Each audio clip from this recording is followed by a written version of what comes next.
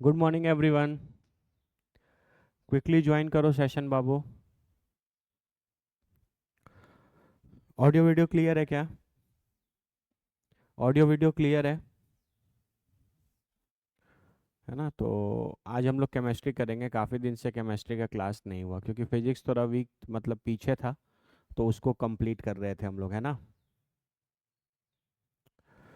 चलो ठीक है, आगे कंटिन्यू करते हैं इसको। तो लास्ट क्लास में हम लोग कहाँ तक पढ़े थे? लास्ट क्लास में मेरे हिसाब से हम लोग वीक वॉन्डरवॉल फोर्सेस के बारे में पढ़ रहे थे, है ना। डाइपोल डाइपोल, आयन आयन, है ना। Ion dipole, ion induced dipole, dipole induced dipole, है ना। इन सारे तरीके के इंटरेक्शंस हमने कर लिए थे। एक लास्ट वाला हमारा बचा था, सबसे वीकेस्ट फोर्स ऑफ इंटरेक्शन, है ना, जो दो नॉन पोलर मॉलिक्यूल्स के बीच में होगा, है ना, जिसको हम लोग एलडीएफ बोलते थे, लंदन डिस्पर्सन फोर्सेस। ठीक है, तो आज इसके बारे में स्टडी करेंगे, फिर इन पे रिलेटेड कुछ क्वेश्चंस करेंगे, और फिर हम लोग अपना एक नया टॉपिक स्टार्ट करेंगे। ठीक है, चलो।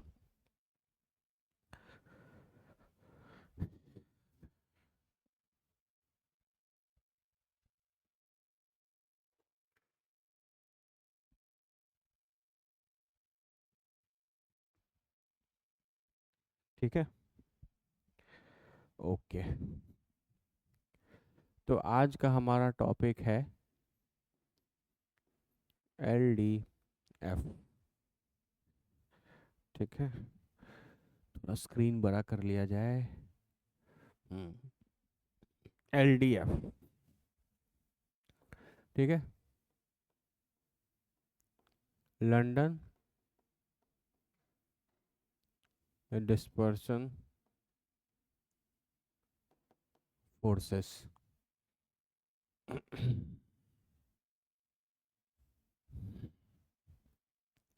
है ना, लंदन डिस्पर्सन फोर्सेस। ठीक है, इम्पॉर्टेंट कॉन्सेप्ट है, थोड़ा देखना है इजी। तो सबसे पहले आप एक बात, दो तीन इम्पॉर्टेंट बातें इनके लिए जान लीजिए कि लंदन डिस्पर्सन फोर्सेस या एलडीएफ, ये वीकेस्ट इंटरैक्शन बिटवीन मॉलिक्यूल्स है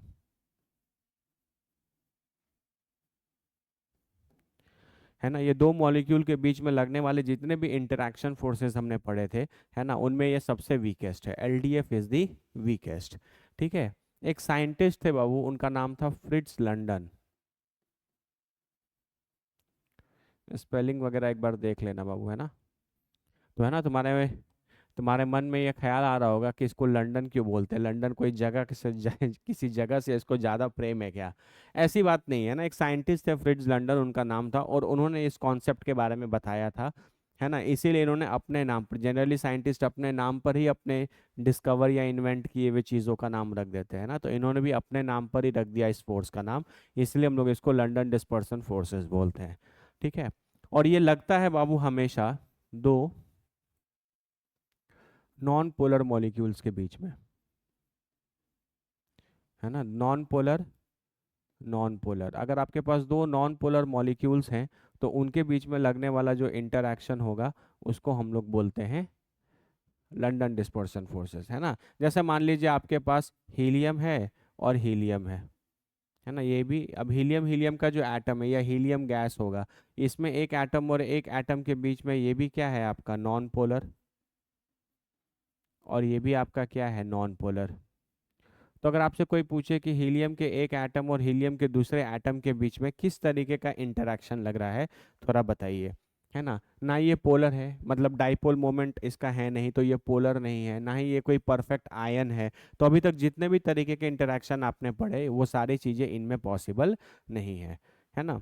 तो पहले बहुत हद तक, तो बहुत समय तक तो लोगों को यही लगता था कि दो नॉन पोलर मॉलिक्यूल के बीच में किसी तरीके का कोई फोर्स ऑफ इंटरेक्शन हो ही नहीं सकता, है ना, बहुत समय तक, है ना, बहुत समय तक। जैसे आप ये ले सकते हो, है ना, जैसे आप H2 ले सकते हो, H2 मॉलिक्यूल ले सकते हो, है ना। H2 मॉलिक्यूल में भी आपके पास HH होगा, है ना। या H2 का एक मॉलिक्यूल और H2 का दो मॉलिक्यूल जो है, दो हाइड्रोजन के मॉलिक्यूल के बीच में क्या लगेगा, दोनों नॉन पोलर है, तो उसमें भी एलडीएफ इंटरैक्शन लगेगा, है ना। तो हम लोग डिटेल में डिस्कस करते हैं ये है क्या।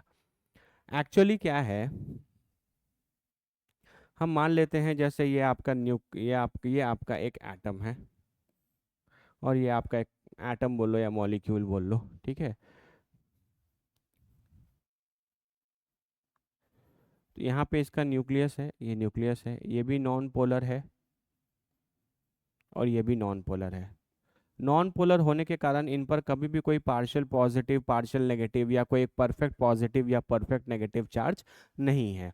तो होता क्या है बाबू, तो इस साइंटिस्ट ने ये दिमाग लगाया कि भाई इनके बीच में कोई ना कोई इंटरेक्शन तो है, किसी ना किसी तरीके का अट्रैक्शन तो है। तो उसको उन्होंने किस तरीके से एक्सप्लेन किया कि किसी भी एटम में या मॉलिक्यूल में बहुत सारे इलेक्ट्रॉन्स होते हैं, और इलेक्ट्रॉन्स जो होते हैं वो मूव करते हैं इन रैंडम फैशन,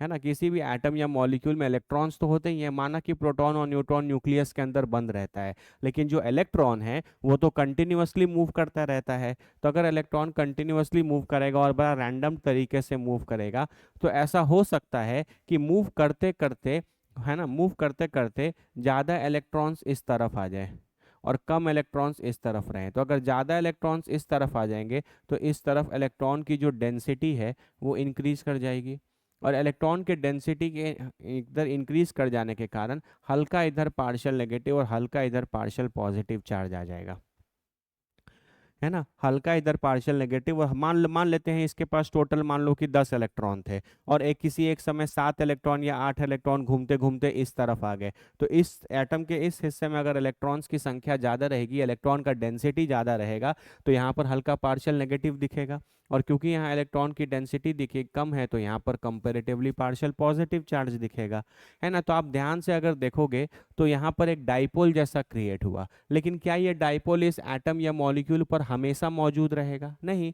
कुछ समय के बाद ये इलेक्ट्रॉन फिर घूमकर अपने आप को दूसरे तरीके से डिस्ट्रीब्यूट कर लेंगे। इसीलिए ये जो डाइपोल है, इस डाइपोल को हम लोग बोलते हैं इंस्टैन्टेनियस डाइपोल।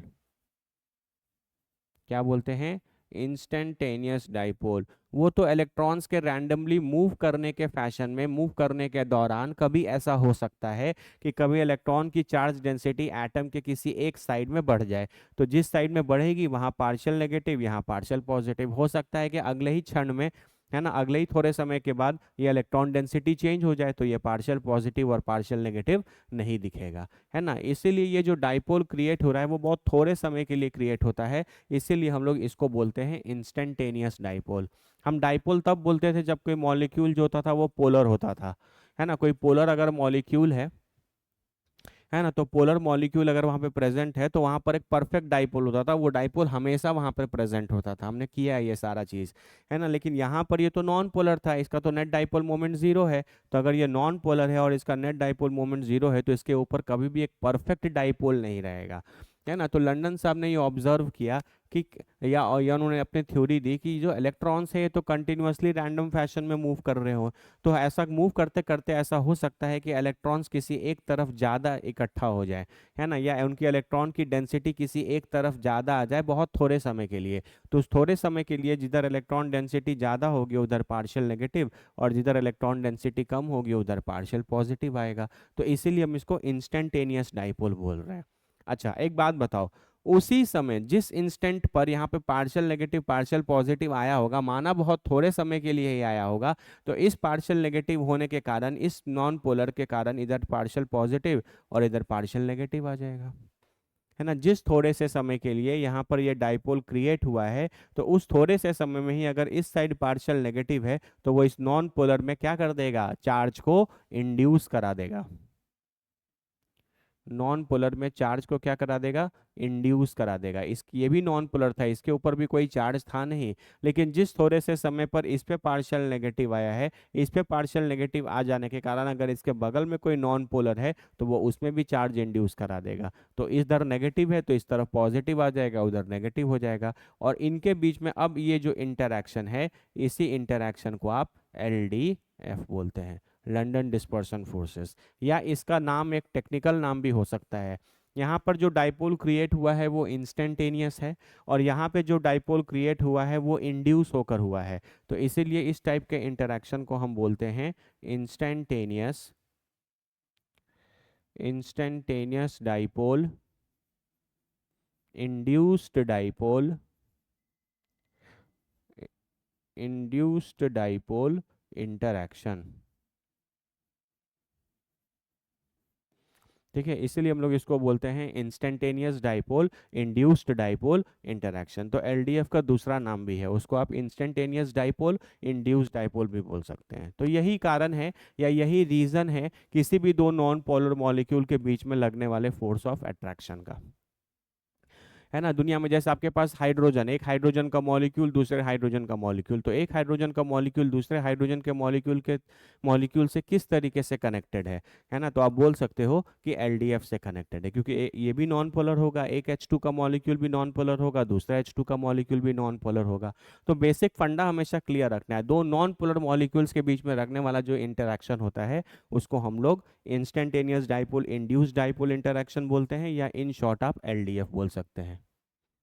ठीक है, हमेशा याद रखना है इलेक्ट्रॉन्स कंटिन्यूअसली मूव करते रहेंगे और बड़े रैंडम फैशन में मूव करेंगे। तो मूव करने के दौरान ऐसा हो सकता है कि एटम के किसी हिस्से में या मॉलिक्यूल के किस हिस्से में इलेक्ट्रॉन की डेंसिटी बढ़ जाए। जिस हिस्से में इलेक्ट्रॉन की डेंसिटी बढ़ जाएगी वहाँ पार्शियल नेगेटिव आ जाएगा, उसके अपोजिट साइड में पार्शियल पॉजिटिव आ जाएगा। और ये जो डाइपोल क्रिएट हुआ है पॉजिटिव नेगेटिव का, ये बड़े थोड़े से समय के लिए होता है, क्योंकि इलेक्ट्रॉन तो वहाँ पर रुकेगा तो नहीं, इलेक्ट्रॉन तो फिर कंटिन्यूअसली मूव करता रहेगा। तो इसीलिए थोड़े से समय पर प्रोड्यूस होने वाले इस डाइपोल को बोलते हैं इंस्टेंटेनियस डाइपोल। और इस इंस्टेंटेनियस डाइपोल में जिस थोड़े से समय पर यहाँ पर पार्शियल नेगेटिव और पार्शियल पॉजिटिव आया होगा, उसी थोड़े से समय में ये इस दूसरे नॉन पोलर मॉलिक्यूल में चार्ज इंड्यूस करा दिया होगा। तो इसलिए इसमें इंड्यूस हो गया चार्ज और इसमें इंस्टेंटेनियस डाइपोल आ गया। इसलिए इंटरेक्शन का नाम है instantaneous dipole induced dipole interaction. और ये दुनिया में सबसे वीकेस्ट है ना, जितने भी मॉलिक्यूल्स हैं केमिस्ट्री की दुनिया में, जितने भी मॉलिक्यूल्स हैं उनके बीच में लगने वाला अगर फोर्स ऑफ इंटरेक्शन की बात की जाए तो LDF is considered to be the weakest among all. ठीक है, तो ध्यान रखना यही इसका कॉन्सेप्ट है। ठीक है, बहुत सारे ऐसे फेनोमेनन्स है बाबू,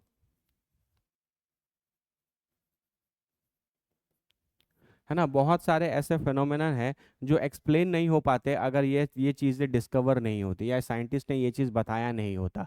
है ना, इसका सबसे पहला और बहुत अच्छा एग्जाम्पल है लिक्विफिकेशन ऑफ गैस। है ना, लिक्विफिकेशन ऑफ गैस। आप आज के डेट में सुनते होंगे कि नाइट्रोजन गैसियस फॉर्म में मिलता है, लेकिन आपको लिक्विड नाइट्रोजन भी मिलता है। उसी तरीके से आपको लिक्विड ऑक्सीजन भी मिल सकता है, उसी तरीके से आपको लिक्विड हाइड्रोजन भी मिल सकता है ना। तो लिक्विफिकेशन ऑफ गैस का मतलब है liquid nitrogen, liquid oxygen, liquid hydrogen. तो ये सारे, जैसे N2 का मॉलिक्यूल, एक N2 का मॉलिक्यूल दूसरे N2 के मॉलिक्यूल के बीच में क्या लगेगा, दोनों नॉन पोलर होंगे। है ना, अगर आप एक N2 ले लो और ये दूसरा N2 ले लो तो ये दोनों क्या होंगे, नॉन पोलर। है ना, और इनका फिजिकल स्टेट क्या है, गैस है।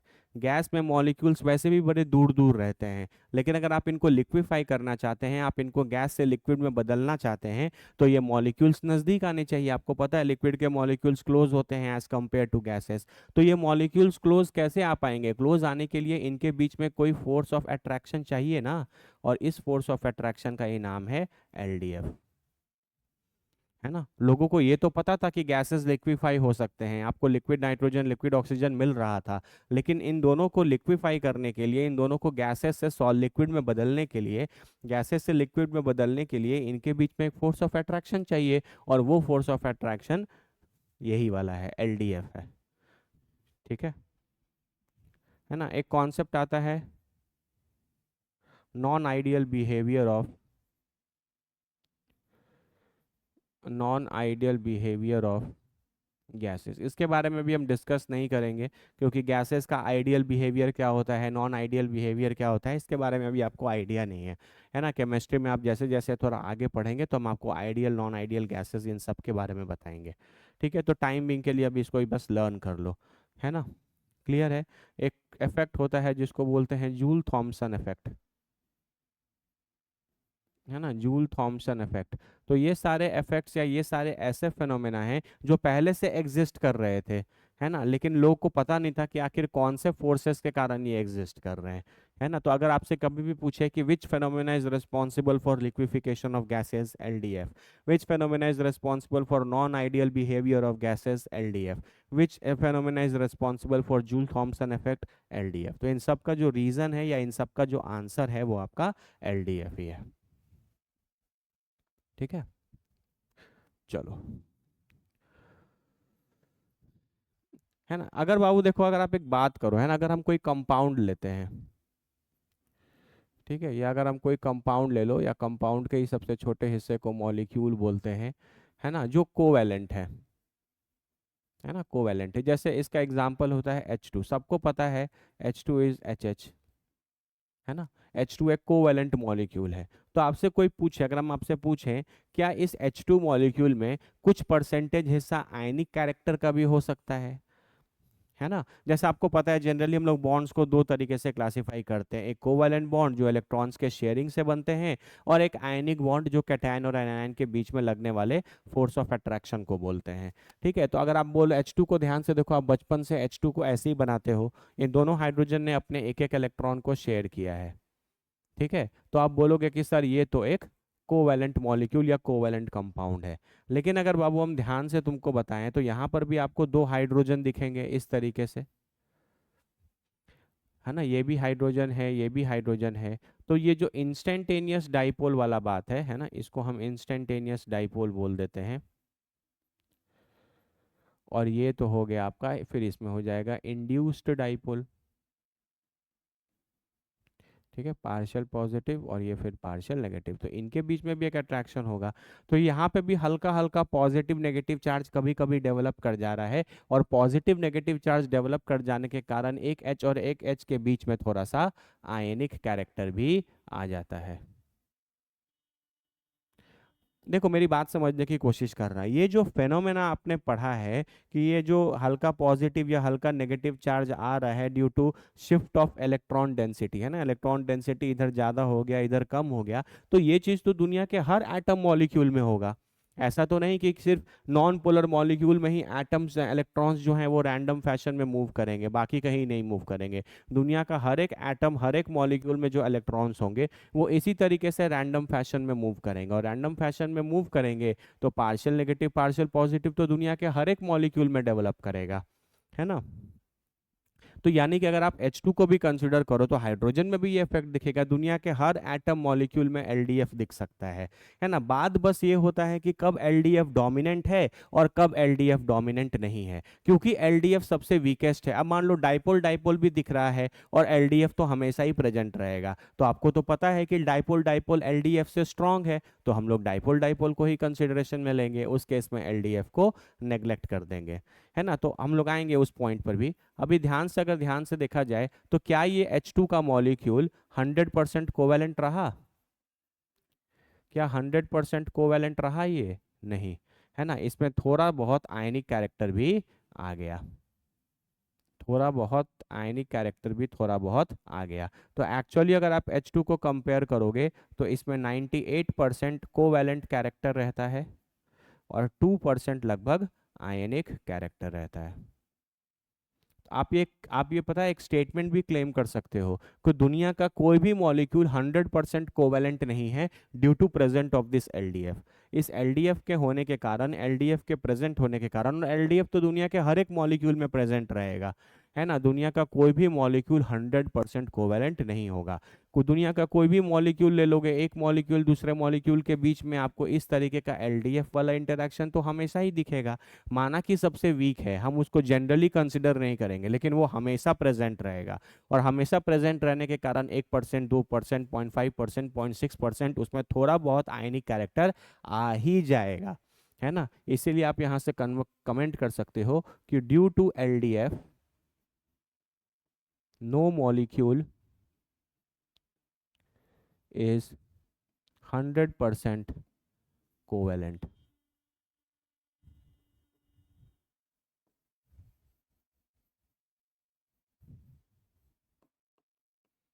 LDF फोर्स के कारण दुनिया का कोई भी मॉलिक्यूल जो होता है बाबू वो 100% कोवेलेंट नहीं होता, उसमें कोई ना कोई आयनिक कैरेक्टर थोड़ा बहुत आ ही जाएगा, 1% ही आए, 2% ही आए, 0.5% ही आए, उससे मतलब नहीं है। थोड़ा बहुत आयनिक कैरेक्टर दुनिया के हर एक मॉलिक्यूल में होगा, कोई भी मॉलिक्यूल 100% कोवेलेंट नहीं होगा, है ना। जैसे आपसे कोई कोई क्वेश्चन पूछे कि क्या कोई मॉलिक्यूल 100% कोवेलेंट हो सकता है, नहीं, 100% कोई भी मॉलिक्यूल कोवेलेंट नहीं होगा, और उसका रीजन है ये LDF।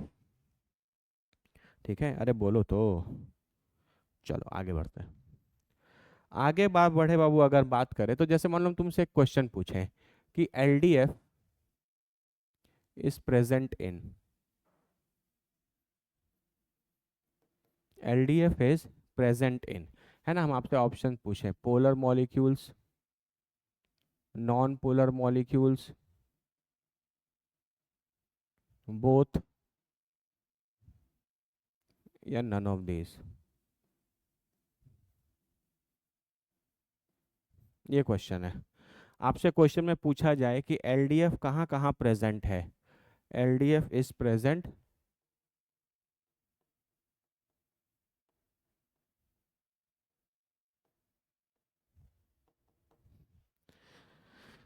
है ना, एलडीएफ इज प्रेजेंट इन। बाबू देखो, हम तुमको पहले ही बताए दुनिया का हर एक एटम जो है या मॉलिक्यूल जो है वो इलेक्ट्रॉन से बना है।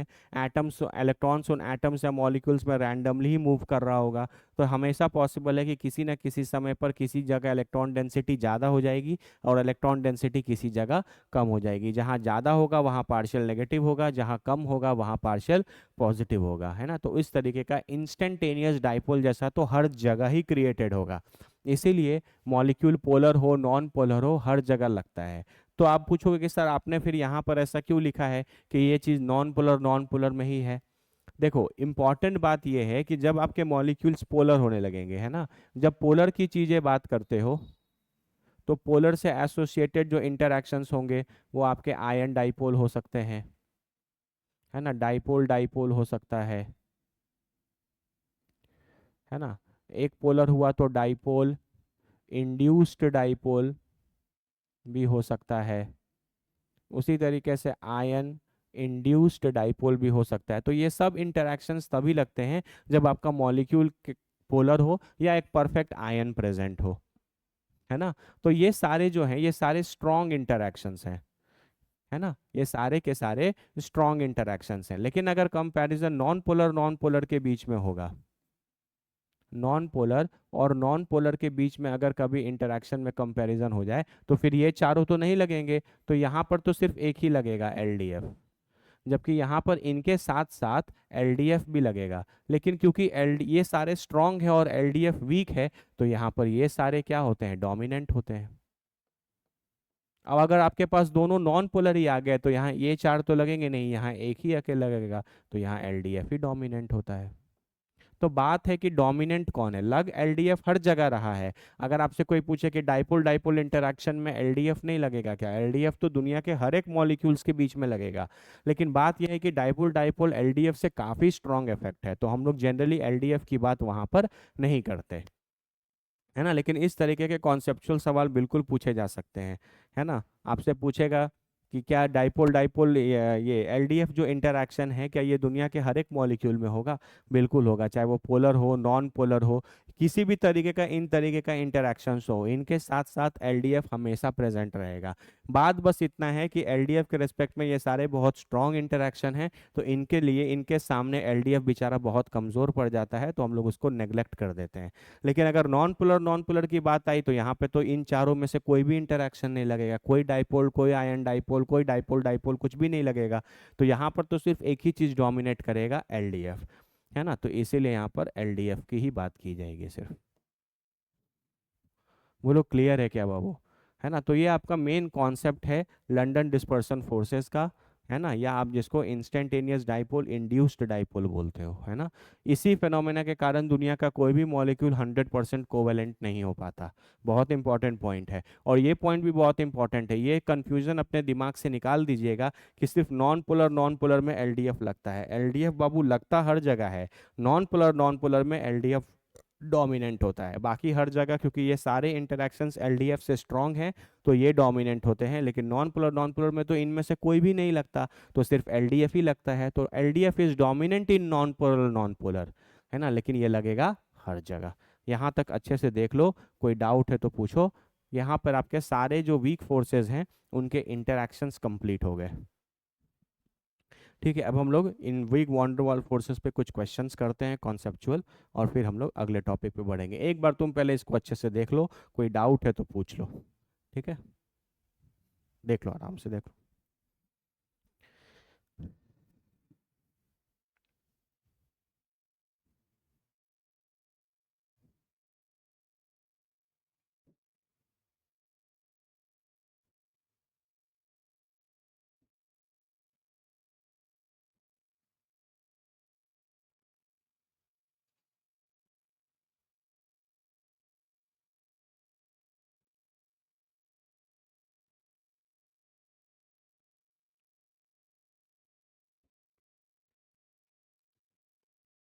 ठीक है।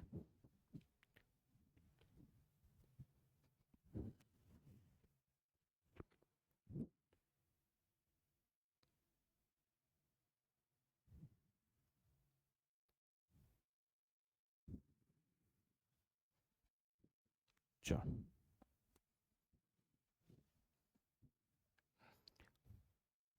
अच्छा, अगर आप एलडीएफ की बात करते हो तो एलडीएफ में एक इंड्यूस्ड डाइपोल जैसी भी चीज है,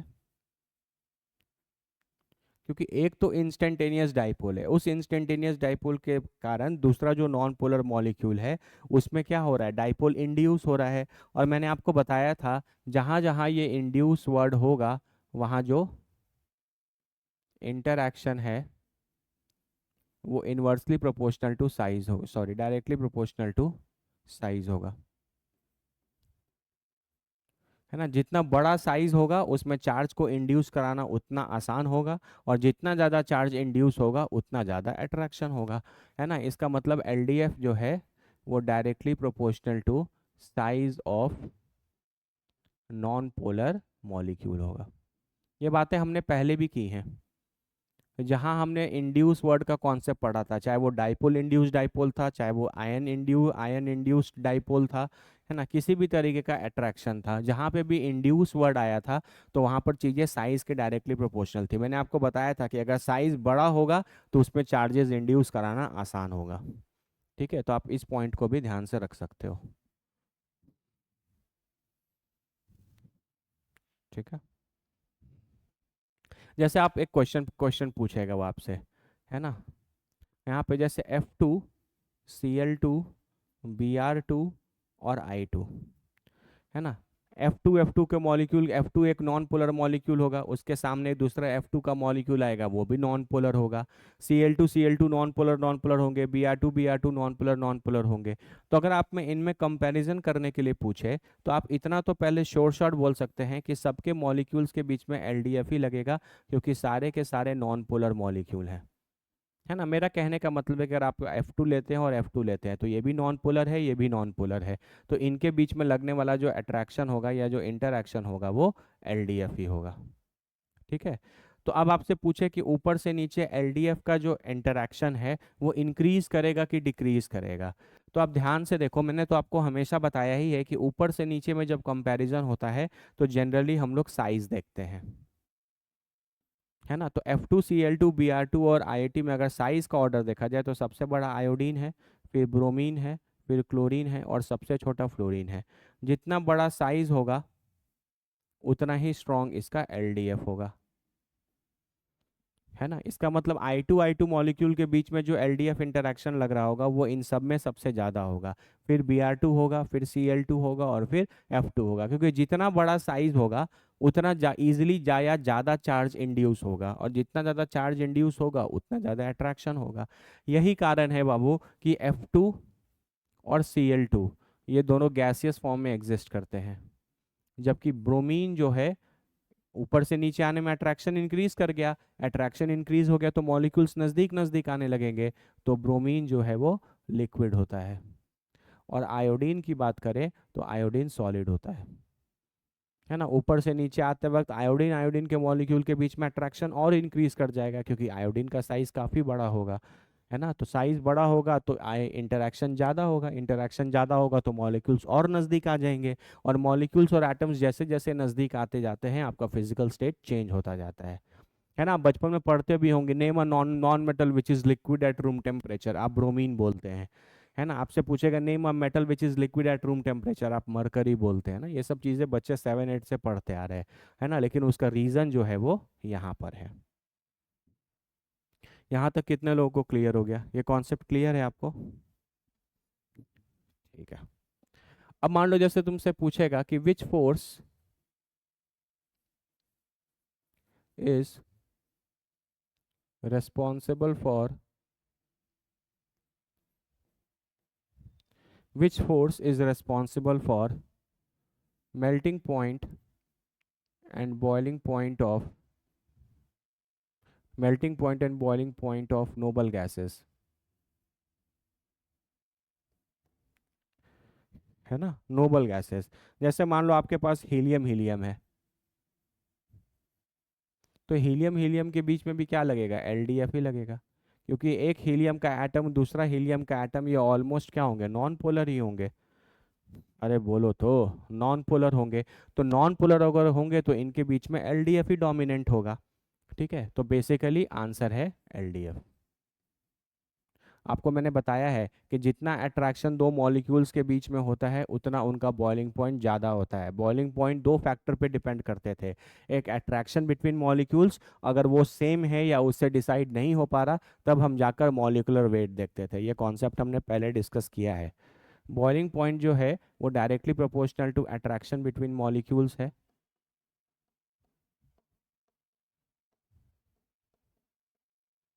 अट्रैक्शन बिटवीन मॉलिक्यूल्स है, और नहीं तो boiling point directly proportional to molecular weight है। जिसका वजन ज़्यादा होगा उनमें उनका बॉइलिंग पॉइंट भी ज़्यादा होगा। बॉइलिंग पॉइंट का ये दो बेसिक फंडामेंटल हमेशा ध्यान में रखिए। मान लो तुमसे अगर हम बात करें solubility of noble gases in water, है ना, solubility of noble gases in water, water की बात करोगे तो वाटर आपको H प्लस OH माइनस ऐसा दिखेगा। वाटर एक पोलर मॉलिक्यूल है या एक डाइपोल बोल सकते हो, है ना, क्योंकि वाटर एक पोलर मॉलिक्यूल है, इसका mu not equal to zero आता है। और यहाँ पर आप अलग अलग तरीके के नोबल गैसेस ले लो, है ना, जैसे आप ले लो हीलियम, उसके बाद नियन, उसके बाद आर्गन, फिर क्रिप्टन, फिर जेनन, इस तरीके से, है ना। तो मान लो हम तुमसे पूछे कि वाटर में अगर आप हीलियम गैस को डिसॉल्व करते हैं तो कितनी उसकी सॉल्युबिलिटी होगी, अगर आप नियॉन गैस को डिसॉल्व करते हैं तो उसकी सॉल्युबिलिटी कितनी होगी, सिमिलरली आर्गन गैस को अगर पानी में घोलने की कोशिश कर रहे हैं तो उसकी सॉल्युबिलिटी पानी में कितनी होगी। तो बेसिकली आपको सॉल्युबिलिटी कंपेयर कराना है ना। तो आप हमको बताइए कि पहले तो कौन सा फेनोमेना रेस्पॉन्सिबल होगा सॉल्युबिलिटी के लिए, है ना, किस तरीके का जो इंटरैक्शन है वो रेस्पॉन्सिबल होगा for solubility of noble gases in water. अरे सबको पता है कि वाटर एक पोलर मॉलिक्यूल है, इसका मतलब ये एक डाइपोल होगा, और ये जितने भी नोबल गैसेस हैं ये सब नॉन पोलर होते हैं। नोबल गैसेस कैसे होते हैं, नॉन पोलर होते हैं। तो इनके बीच में किस तरीके का इंटरैक्शन हो गया, इंटरैक्शन हो गया डाइपोल, और नॉन पोलर है तो इंड्यूस्ड डाइपोल। वाटर का जो पोलर नेचर है वो इस न्यूट मतलब इस नॉन पोलर नोबल गैसेस में क्या कर देगा, चार्ज इंड्यूस करा देगा, क्योंकि इनके पास ऑलरेडी पॉजिटिव नेगेटिव चार्ज होता है। ठीक है, तो आपका जो इंटरैक्शन हो गया वो डाइपोल इंड्यूस्ड डाइपोल हो गया। इसका मतलब solubility of noble gases in water जो है वो डाइपोल इंड्यूस्ड डाइपोल इंटरैक्शन के कारण होगा। ठीक है, तो अब बताओ इनमें से सबसे ज्यादा सॉल्युबल कौन होगा। जहां भी बाबू ये इंड्यूस वर्ड आ गया तो कंपैरिजन हमेशा किससे करना है, साइज से करना है। आपको पता है ऊपर से नीचे आते में साइज क्या होगा, इंक्रीज करेगा, और साइज अगर इंक्रीज करेगा तो सबसे ज्यादा इंटरैक्शन वाटर और जेनन में होगा। ठीक है, तो यानी आप बोल सकते हो कि सॉल्युबिलिटी का ऑर्डर आएगा सबसे कम हीलियम, फिर नियन, फिर आर्गन, फिर क्रिप्टन, और फिर जेनन। ये ऑर्डर आएगा आपकी सॉल्युबिलिटी का, सॉल्युबिलिटी इन वाटर। ठीक है, बहुत बेसिक सा फंडामेंटल है बाबू, हमेशा याद रखो जब कभी भी कोई नॉन पोलर चीज आ जाएगा और उनमें कंपैरिजन होगा तो हमेशा, क्योंकि नॉन पोलर में हमेशा चार्ज इंड्यूस होगा, और चार्ज इंड्यूस ज़्यादा होगा अगर उनका साइज बड़ा होगा। तो सिंपल सा फंडा रहता है, अगर साइज की वैल्यू इंक्रीज करते जाएगी तो इंटरैक्शन इंटरैक्शन क्या होगा, स्ट्रांग होगा। तो यानी कि जेनन के मॉलिक्यूल्स में और वाटर के बीच में ज़्यादा डाइपोल इंड्यूस डाइपोल लगेगा, तो जेनन जो है वो पानी में ज़्यादा डिजॉल्व होगा। ठीक है, इन सॉल्युबिलिटी वगैरह का कॉन्सेप्ट हम लोग और आगे डिटेल में पढ़ेंगे जब हम लोग आयनिक कंपाउंड्स वगैरह के बारे में पढ़ेंगे इसी चैप्टर में। लेकिन ये बात आप हमेशा ध्यान में रखना। ठीक है, ये सारे क्वेश्चंस जो हैं वो अलग अलग एग्जाम में पूछे जा चुके हैं या बहुत स्टैंडर्ड बुक्स के क्वेश्चंस हैं। ठीक है, इसीलिए ये सारी चीज़ों को आपको बहुत अच्छे से समझना होगा, और आप आराम से एक बार समझ गए तो आप आराम से कर सकते हो। इसमें फिर ऐसा कोई रॉकेट साइंस नहीं है कि आपको समझ में नहीं आएगा। ठीक है, एक बार अच्छे से देख लो बाबू।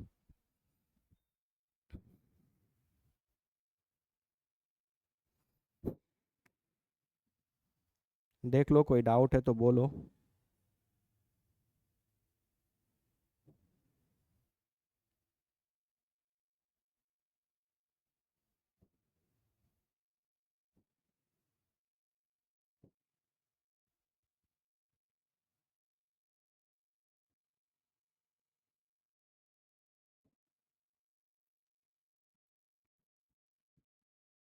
ठीक है।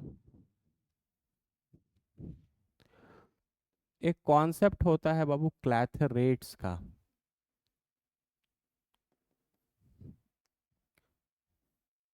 ठीक है, क्लैथरेट्स दिख रहा है, छोटा हो गया क्या? थोड़ा मेरा आदत है, हम बड़ा नहीं लिख पाते यार। क्लैथरेट्स। ठीक है, क्लैथरेट्स जो हैं वो एक पर्टिकुलर एक तरीके के कंपाउंड होते हैं। होता क्या है कि जब कभी भी आप किसी पोलर सॉल्वेंट में, है ना, पोलर सॉल्वेंट जैसे आपका फेनॉल हो गया या वाटर हो गया इस तरीके का, है ना, जब कभी भी आपके पास कोई पोलर सॉल्वेंट मतलब जिनका डाइपोल मोमेंट जीरो नहीं आएगा, है ना, जैसे आपके पास वाटर मॉलिक्यूल का डाइपोल मोमेंट जीरो नहीं आता, तो वाटर अगर आपके पास प्रेजेंट है तो वो एक पोलर सॉल्वेंट है ना। उसी तरीके से फेनॉल, है ना, वाटर आपको पता है दिस इज H2O, और फेनॉल इसको बोलते हैं आप। नहीं भी जानते हैं तो जान जाइए। बेंजीन पर अगर आप OH कनेक्ट कर दें तो इस मॉलिक्यूल का नाम होता है फेनॉल, और ये तो वाटर है ही।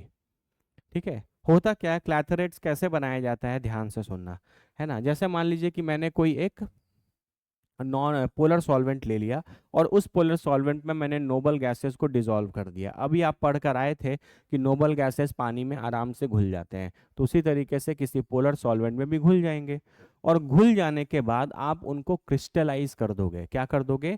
क्रिस्टलाइज कर दोगे। मतलब ये इस तरीके की बात है कि किसी चीज़ को पानी में घोला और फिर उसको सॉलिड में कन्वर्ट कर, क्रिस्टलाइज करने का मतलब उसको सॉलिड में कन्वर्ट कर देना। तो है ना, तो हम क्या कर रहे हैं कि नोबल गैसेस को इन पोलर सॉल्वेंट्स में बाबू क्या कर दे रहे हैं, डिसॉल्व कर दे रहे हैं। ठीक है, और पोलर सॉल्वेंट्स में डिसॉल्व करने के बाद हम इसका क्रिस्टलाइज कर दे रहे हैं।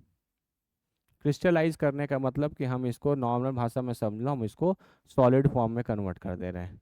ठीक है, अरे जैसे मान लो आप घर में एक गिलास वो लिए, क्या बोलते हैं, एक गिलास पानी लिए, उसमें एक चम्मच नमक डाल के पूरा घोल दिए, और फिर उसको उठा के फ्रीजर में डाल दिए, है ना, फिर उसको उठाकर क्या कर दिए, फ्रीजर में डाल दिए। तो फ्रीजर में डाल दोगे तो वो जम जाएगा, वो जो सॉल्यूशन आपने बनाया है वो आपका जम जाएगा। सेम इसी तरीके की बात होती है। ठीक है, तो होता क्या है, अगर आप इनका फिर स्ट्रक्चर देखने लगोगे सॉलिड फॉर्म में, तो हम मान लेते हैं,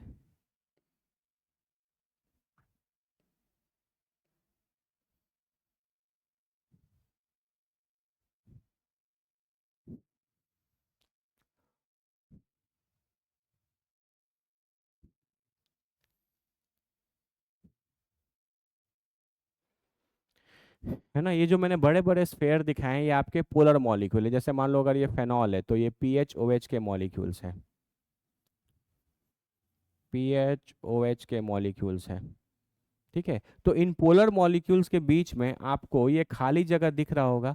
इस खाली जगह को केमिस्ट्री की दुनिया में वॉइड बोलते हैं, है ना। वॉइड मतलब एटम्स और मॉलिक्यूल्स, जब एटम या जब कोई भी कंपाउंड अपने सॉलिड स्टेट में होता है तो उनके एटम्स और मॉलिक्यूल्स के बीच में जो खाली जगह रहता है उनको वॉइड बोलते हैं। और इस वॉइड के अंदर आपको,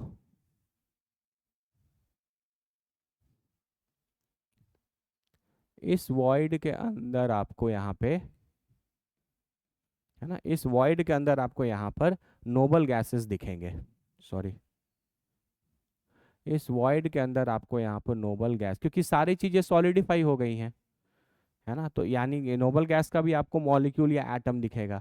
तो बहुत सारे पोलर मॉलिक्यूल्स के बीच में जो खाली खाली जगह रहेगा वहां पर नोबल गैसेस बन बैठ जाएंगे। है ना, कब बैठ जाएंगे? जब आप इनको क्रिस्टलाइन फॉर्म में कन्वर्ट कर देंगे या सॉलिड फॉर्म में कन्वर्ट कर देंगे तो आपको इस तरीके का स्ट्रक्चर दिखेगा। और ये जो स्ट्रक्चर है इसी को हम लोग क्लैथरेट्स बोलते हैं। ठीक है, इसी को हम लोग, है ना, क्लैथरेट्स बोलते हैं ना, बेसिकली यही फंडा। अगर क्लैथरेट्स का क्वेश्चन कभी आता है या कॉन्सेप्ट रिलेटेड कोई सवाल आता है, तो आप हमेशा समझ जाना कि आपके पास कोई पोलर सॉल्वेंट होगा। उस पोलर सॉल्वेंट के मीडियम में आपने अपने नोबल गैसेस को डिसॉल्व कर दिया, और डिसॉल्व करने के बाद आपने उसको सॉलिडिफाई कर दिया, क्रिस्टलाइज कर दिया। और फिर जब आप उनके स्ट्रक्चर्स देखेंगे, तो आपको स्ट्रक्चर कुछ इस तरीके का दिखेगा कि पोलर मॉलिक्यूल्स के बीच में जो खाली खाली जगह बचेगा, वहां पर आपको नोबल गैसेस दिखेंगे। ठीक है ना। यहाँ पे एक पॉइंट और रहता है जो क्वेश्चन के फॉर्म में पूछ सकता है। Noble gases, noble gases like helium and neon, ये पहले दो नोबल गैसेस हैं, हीलियम और नियन, ये डू नॉट फॉर्म क्लैथरेट्स, है ना। ये क्लैथरेट्स नहीं बनाते। क्यों नहीं बनाते? क्योंकि हीलियम और नियन का साइज छोटा होगा, और साइज छोटा होने के कारण वो इस खाली जगह में फिट नहीं हो पाएगा। ऐसा सोचो कि इस खाली जगह पे वही चीज फिट, अगर तुम ध्यान से देखो तो मैंने इस ब्लू वाले स्फेयर का जो साइज है वो अप्रोक्सीमेटली इस खाली जगह के बराबर बनाया है, तो वो उसमें एग्जैक्टली फिट हो पा रहा है। अगर तुम इसे छोटा बना दोगे तो वो उस खाली जगह में बैठ ही नहीं पाएगा, है ना। तो इसलिए ये यहाँ पे क्लैथरेट्स नहीं बनाते। तो हीलियम और नियन जैसे छोटे नोबल गैसेस क्लैथरेट्स का फॉर्मेशन नहीं करते। उसके नीचे आपका आर्गन है, जेनन है, क्रिप्टन है, रेडॉन है, ये सारे नोबल गैसेस जो हैं वो क्लैथरेट्स का फॉर्मेशन कर सकते हैं।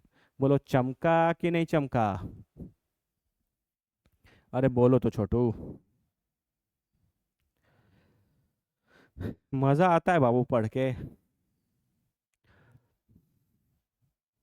केमिस्ट्री बाबू देखो हर एग्जाम के लिए बहुत इंपॉर्टेंट है। अगर आप चाहते हैं कि आपका एग्जाम में सिलेक्शन हो, आप एक अच्छे रैंक से पास हो जाएं, आपको अच्छे कॉलेजेस मिले, तो आपको केमिस्ट्री तो अच्छा करना ही पड़ेगा, है ना। क्योंकि केमिस्ट्री सबसे स्कोरिंग भी है, और केमिस्ट्री में आपका टाइम भी, केमिस्ट्री में एक और सबसे बड़ा एडवांटेज है कि क्वेश्चन तो बनते हैं लेकिन कम समय में बनते हैं। जैसे इनऑर्गेनिक और ऑर्गेनिक के क्वेश्चंस अगर आपकी अच्छी रिवीजन है, अच्छा कमांड है, आपने अच्छा प्रैक्टिस किया है, तो जाहिर सा बात है फटाफट बन जाएंगे। इसमें कोई ऐसा चीज़ नहीं है जो बहुत ज़्यादा टाइम कंज्यूम कर सकता है। हाँ, फिजिकल केमिस्ट्री में कोई क्वेश्चन आएगा न्यूमेरिकल बेस्ड, तो बनाना पड़ेगा, कैलकुलेशन रहेगा, समय लग सकता है। लेकिन ऑर्गेनिक और इनऑर्गेनिक जैसे जो सब्जेक्ट्स हैं, इनमें आप आराम से अपना टाइम बचाकर क्वेश्चंस को जल्दी बनाकर और अपना वो टाइम फिजिक्स या केमिस्ट्री मैथ्स को दे सकते हो। ठीक है, एक बार देख लो बाबू, अच्छा ये कॉन्सेप्ट देख लो, ये सारे एप्लीकेशंस हैं वीक वॉन्डरवॉल फोर्सेस के। कोई आपसे पूछे कि यहाँ इंटरैक्शन किस तरीके का है, तो जाहिर सा बात दिख रहा है कि एक पोलर है, पोलर है तो ये हो गया, तो ये एक डाइपोल हो जाएगा। और नोबल गैसेस तो क्या होते हैं? Non polar. तो फिर आप बोल सकते हो कि क्लैथरेट्स में जो इंटरैक्शन है वो आपका डाइपोल, और नॉन पोलर है तो इंड्यूस्ड डाइपोल इंटरैक्शन रहेगा। तो बस जो क्वेश्चन में पूछे वो वहाँ पे देख लो कि मॉलिक्यूल्स किस तरीके के हैं। अगर तुम पहचानने लगे तो तुम आराम से बता सकते हो कि इंटरैक्शन किस तरीके का है। अगर दो नॉन पोलर रहे तो एलडीएफ डोमिनेंट है, नहीं तो बाकी हर जगह या तो ion dipole, dipole dipole, ion induced, dipole induced, बस इसी तरीके की बातें रहेंगी। इंड्यूस्ड वर्ड हमेशा वहीं इस्तेमाल होगा जहाँ नॉन पोलर रहेगा, है ना। एक बार देख लो अच्छे से, ये भी देख लो, ये देख लो।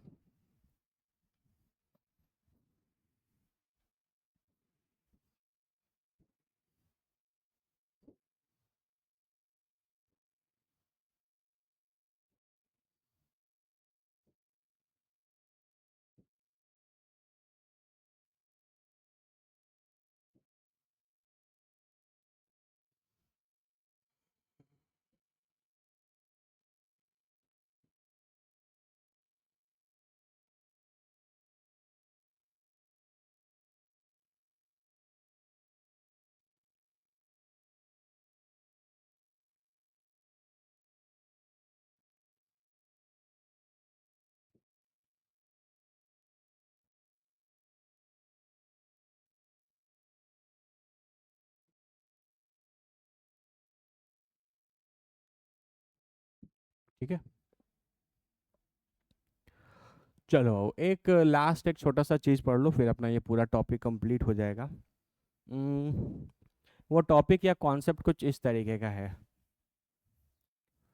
Ion ion, ion dipole, dipole dipole, ion induced dipole,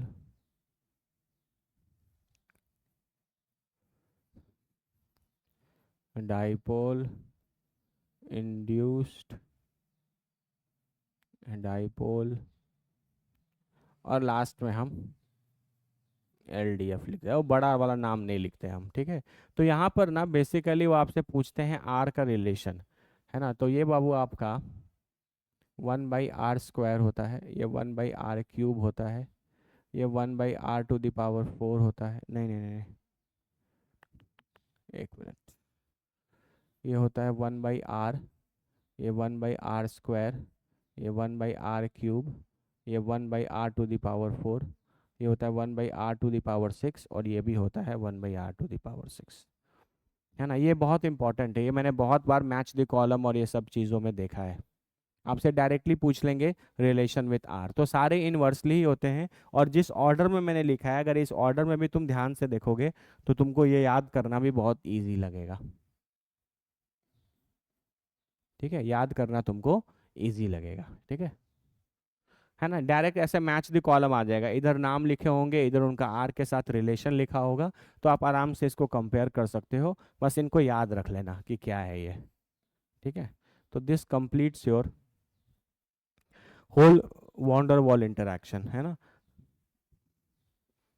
ना। तो वीक कैटेगरी में जो दो कैटेगरी था, एक हाइड्रोजन बॉन्ड वाला कैटेगरी था, अगर आपको याद हो तो हाइड्रोजन बॉन्ड इन सबसे स्ट्रांग होता है ना। और फिर ये वीक कैटेगरी वाले थे, वीक कैटेगरी में भी जितने तरीके के इंटरेक्शंस थे वो हमने सारे कर लिए, और हाइड्रोजन बॉन्ड तो पहले ही कर लिया था, ठीक है। तो यहाँ पर आपका पूरा तरीके का वीक फोर्स ऑफ इंटरेक्शंस जो हैं, जो मॉलिक्यूल मॉलिक्यूल के बीच में, एटम एटम के बीच में लग रहे होंगे, वो सारा क्लियर हो गया। एक बार अच्छे से इसको देख लो, फिर हम लोग कुछ नया टॉपिक स्टार्ट करते हैं। ये बस याद रख लेना बाबू, है ना, ये डायरेक्ट आते हैं क्वेश्चंस, डायरेक्ट तुमसे रिलेशन में पूछेगा।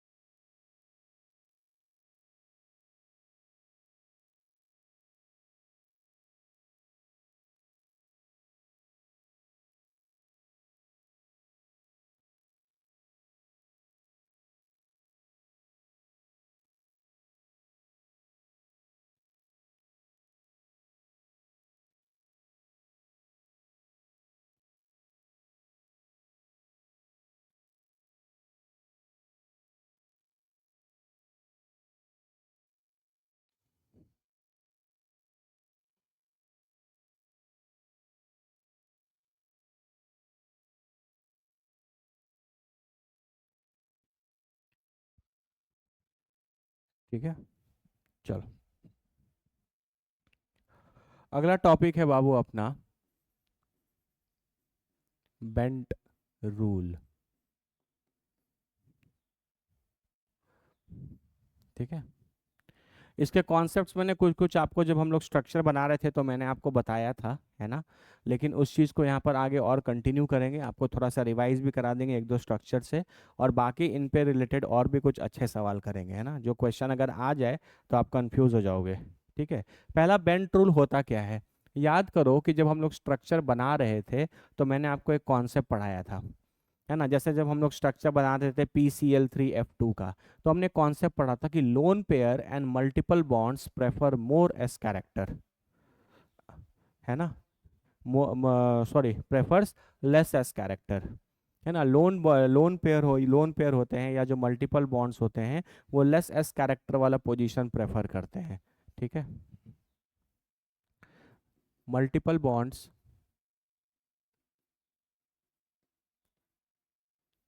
And lone pair prefer less percentage S character, है ना। जैसे हम आपको एक एग्जांपल बताते हैं, आपने ये स्ट्रक्चर बनाया था अपने कॉपी में PCl3F2 का, है ना। अगर आप इसका स्टेरिक नंबर देखोगे तो 5 आएगा, हाइब्रिडाइजेशन देखोगे तो sp3d आएगा, है ना। इलेक्ट्रॉनिक ज्योमेट्री देखोगे तो TBP आएगा। तो TBP की ज्योमेट्री अगर आपको याद हो तो आप इस तरीके से बनाया करते थे।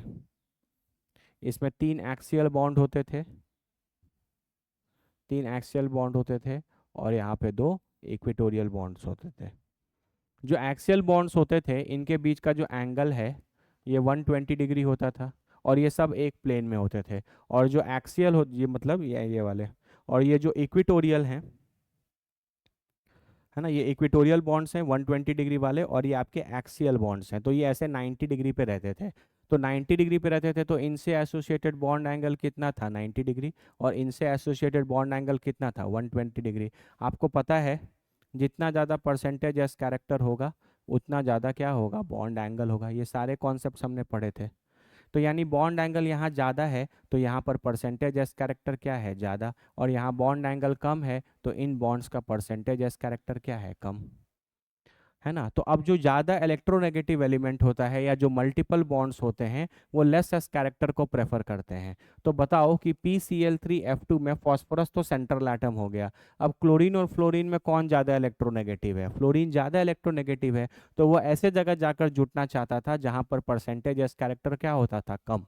तो फ्लोरीन का यहाँ पे परसेंटेज एस कैरेक्टर कम था तो फ्लोरीन यहाँ जुटता था, और बाकी के 3 क्लोरीन आपके यहाँ जुड़ जाते थे। तो ये जो कॉन्सेप्ट आप हैं, इस कॉन्सेप्ट को साइंटिस्ट है बेंट, उन्होंने दिया, तो इसको बोलते हैं बेंट्स रूल,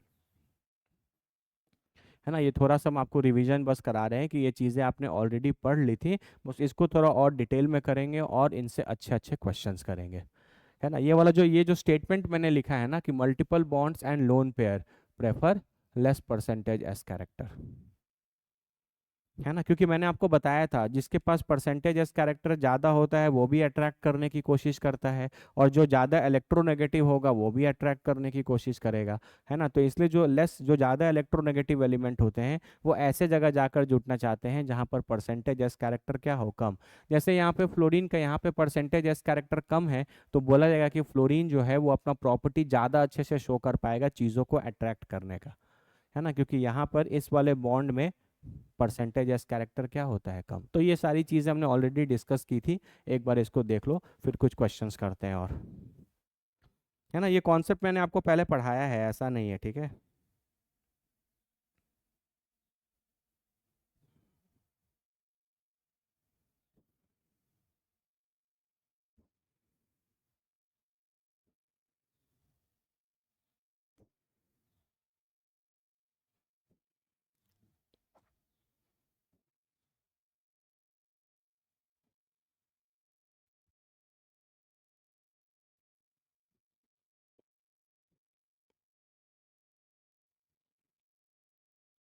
ठीक है, जैसे मान लो हम तुमसे क्वेश्चन पूछें कि हमको बना कर दिखाओ PF3Cl2,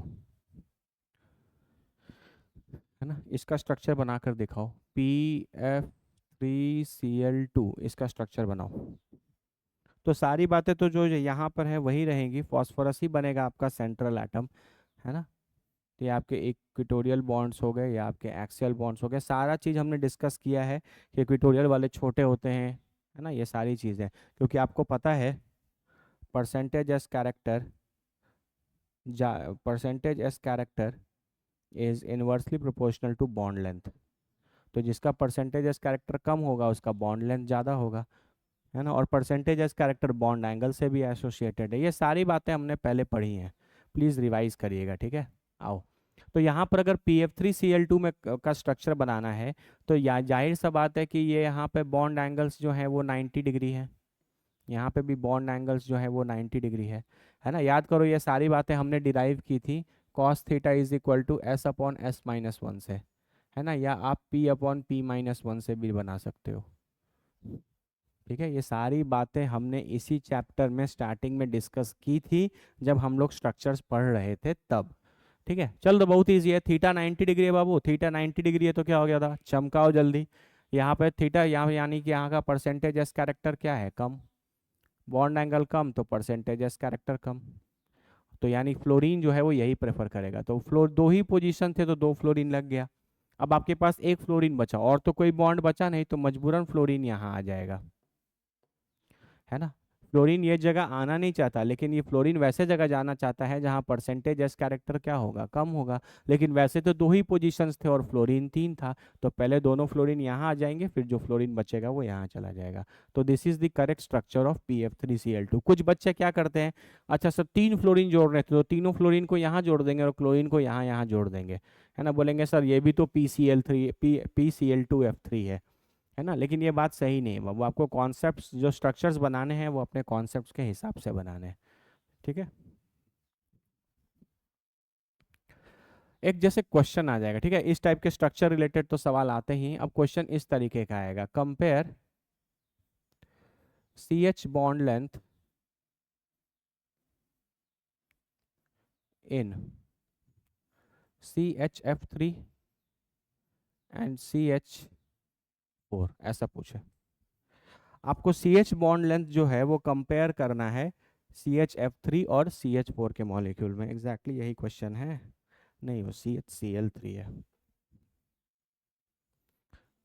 CHCl3 है ना। सब बहुत अच्छे क्वेश्चन है वो, स्टैंडर्ड।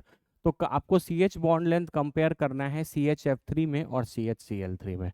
अगर तुम ध्यान से देखो तो CH, यहाँ पे तीन फ्लोरीन जुड़ जाएगा, और यहाँ पे CH, यहाँ पे तीन क्लोरीन जुड़ जाएगा। यही स्ट्रक्चर है आपका। अब अगर आप हाइब्रिडाइजेशन के हिसाब से देखो तो ये भी sp3 हाइब्रिडाइज्ड है और ये भी sp3 हाइब्रिडाइज्ड है ना। लेकिन आपसे बॉन्ड लेंथ का कंपैरिजन करना है, तो CH बॉन्ड यहाँ पे भी प्रेजेंट है और CH बॉन्ड यहाँ पे भी प्रेजेंट है। जिन बच्चों को बेंड्स रूल नहीं आता वो ये बोलते हैं कि सर ये सब तो sp3 है तो ये बॉन्ड लेंथ और ये बॉन्ड लेंथ भी सेम होगा या आइडेंटिकल होगा, जबकि ऐसा नहीं है। आप हमेशा एक बात ध्यान रखना कि जब कभी भी कंपैरिजन या तो बॉन्ड एंगल का हो या बॉन्ड लेंथ का हो, तो बेंड यानी परसेंटेज एस कैरेक्टर से जरूर सोच लेना एक बार, बेंड्स रूल लगा के। तो यहाँ पर फ्लोरीन कनेक्टेड है और यहाँ पे क्लोरीन कनेक्टेड है, तो क्लोरीन और फ्लोरीन में फ्लोरीन ज़्यादा इलेक्ट्रोनेगेटिव है। तो फ्लोरीन ज़्यादा इलेक्ट्रोनेगेटिव है तो ये जिस जगह भी जुड़ेगा उस जगह का परसेंटेज एस कैरेक्टर कम कर देगा। यानी इन तीनों बॉन्ड्स का परसेंटेज एस कैरेक्टर क्या होगा, कम। और इन तीनों बॉन्ड्स का परसेंटेज एस कैरेक्टर कम होगा तो इनसे एसोसिएटेड यहाँ पे जो बॉन्ड है इनका परसेंटेज एस कैरेक्टर बढ़ जाएगा, क्योंकि ओवरऑल तो सब sp3 हाइब्रिडाइज्ड हैं। जहाँ इलेक्ट्रोनेगेटिव एलिमेंट्स कनेक्टेड होंगे उन बॉन्ड्स का परसेंटेज एस कैरेक्टर थोड़ा बहुत कम हो जाएगा, है ना। उन बॉन्ड्स का परसेंटेज एस कैरेक्टर बाबू क्या हो जाएगा, थोड़ा सा कम हो जाएगा। और यहाँ पर परसेंटेज एस कैरेक्टर अगर थोड़ा सा कम होगा तो वो सारा कम मिलकर इस जगह पर बढ़ेगा। ठीक है, सिमिलरली यहाँ पर क्लोरीन है, क्लोरीन उतना इलेक्ट्रोनेगेटिव नहीं है जितना फ्लोरीन है। इसका मतलब इस वाले का परसेंटेज एस कैरेक्टर उतना इंक्रीज नहीं करेगा जितना इस सी एच बॉन्ड का कर रहा था। तो इस सी एच बॉन्ड और इस सी एच बॉन्ड में अगर कंपेयर किया जाए, मान लो मैं इसके, है ना, इस बॉन्ड को इस बॉन्ड लेंथ को हम ए बोल दें और इस बॉन्ड लेंथ को बी बोल दें, है ना। तो इस वाले सी एच बॉन्ड का परसेंटेज एस कैरेक्टर ज़्यादा है और परसेंटेज एस कैरेक्टर ज़्यादा है तो बॉन्ड लेंथ क्या होगा, छोटा। तो आप लिख सकते हो कि A will be less than B.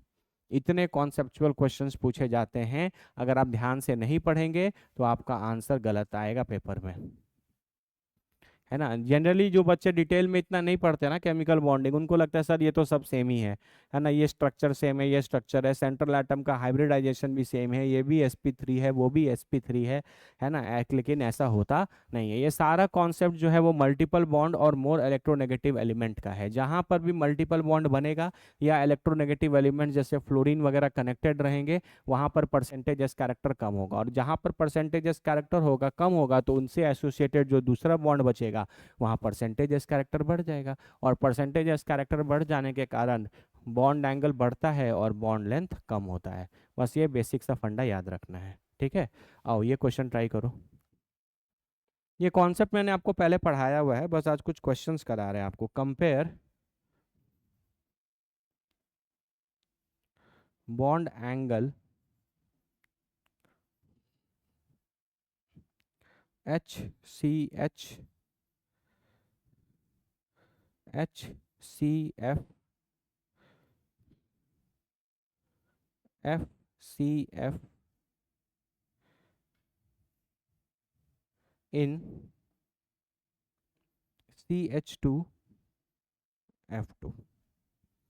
है ना बाबू। देखो जहां फ्लोरीन आने लगे ना, हम एक बात तुमको बता देते हैं, जहां फ्लोरीन आने लगे, है ना, वहां पे, और क्वेश्चन बॉन्ड लेंथ या बॉन्ड एंगल का हो, तो समझ जाना कि बेंट रूल से बनाना है। एक तुमको छोटा सा ट्रिक सिखा रहे हैं, है ना। थोड़ा ट्राई करो इस क्वेश्चन को, बनाओ स्ट्रक्चर्स इनके। CH2F2 का स्ट्रक्चर बनाओ पहले तो, और उसके बाद उसमें इन तीन बॉन्ड एंगल्स को कंपेयर करने की कोशिश करो, है ना। इजी है, करो बाबू इसको जल्दी।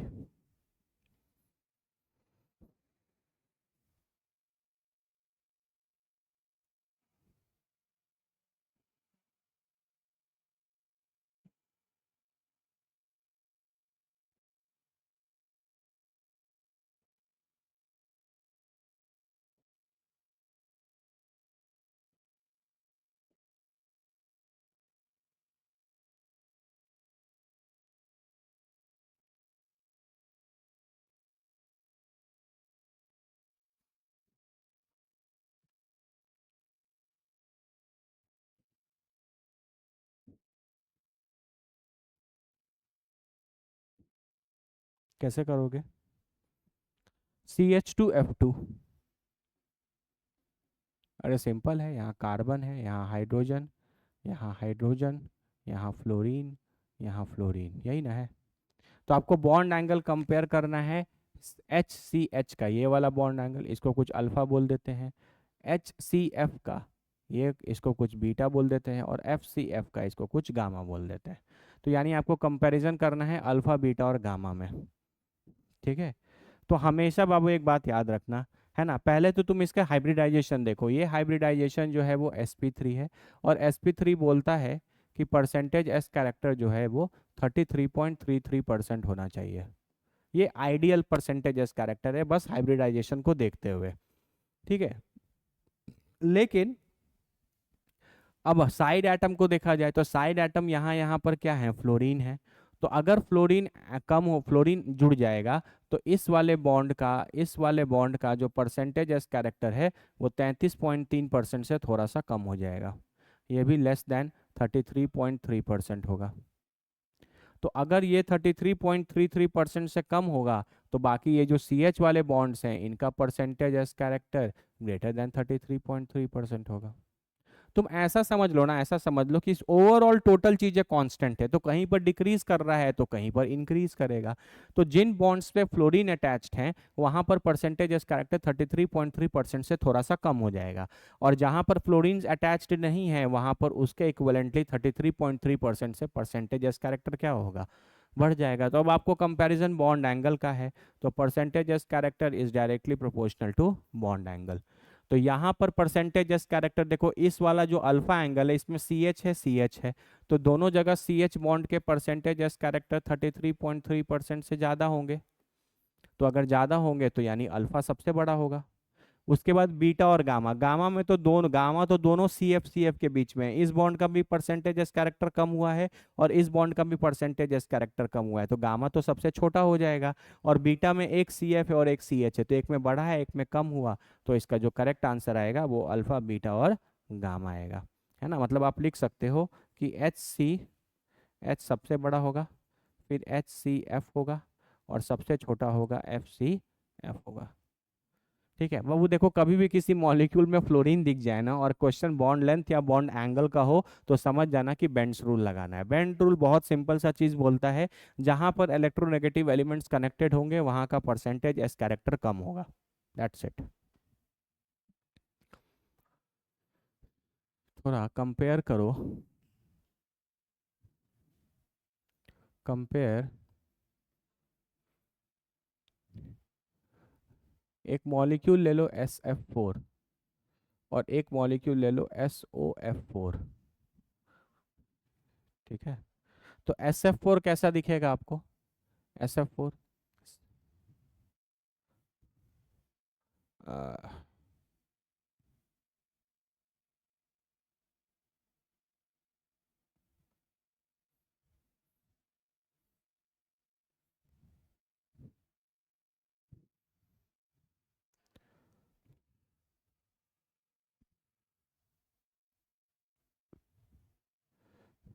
ठीक है, तो यहाँ पर ये आ जाएगा। ठीक है, और फ्लोरीन यहाँ पे, fluorine fluorine fluorine fluorine. Multiple bonds and lone pair prefer more as character and more electronegative element prefers less as character। मैंने पीछे कुछ गलत बोला क्या? थोड़ा बाबू देख लेना, स्लिप ऑफ टंग हो गया। ठीक है, मल्टीपल बॉन्ड्स और लोन पेयर, जहाँ पे भी डबल बॉन्ड आएगा या जहाँ पर भी लोन पेयर आएगा वो ज़्यादा परसेंटेज एस कैरेक्टर वाला पोजीशन ऑक्यूपाई करेगा, और जहाँ फ्लोरीन आएगा, जहाँ ज़्यादा इलेक्ट्रोनेगेटिव एलिमेंट आएगा, वहाँ परसेंटेज एस कैरेक्टर कम होता है। गलती से स्लिप ऑफ टंग हो गया, अगर पहले शायद उल्टा बोल दिया था। ठीक है, तो चलो, तो यहाँ पर आप ध्यान से देखो तो इसका भी स्टेरिक नंबर कितना आएगा? 5 ही आएगा। तो इलेक्ट्रॉनिक ज्योमेट्री तो इसकी भी TBP ही होगी।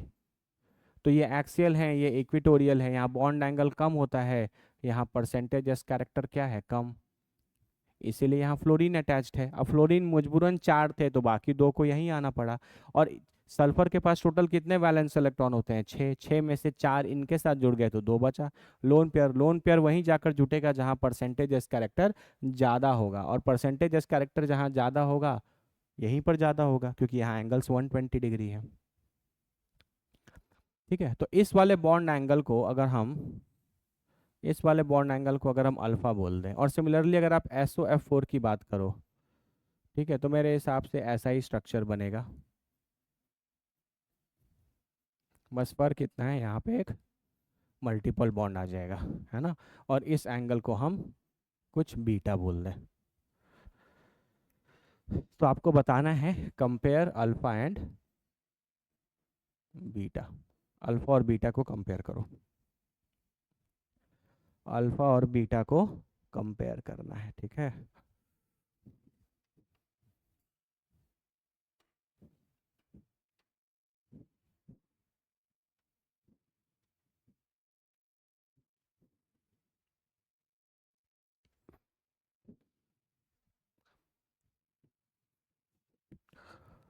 Multiple bonds and lone pair prefer more percentage as character। Multiple bonds and lone pair prefer more S character. ठीक है, और electronegative element prefer less S character.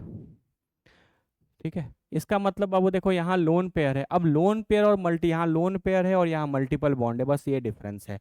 तो अगर इनमें कंपैरिजन हो जाए तो लोन पेयर मल्टीपल बॉन्ड से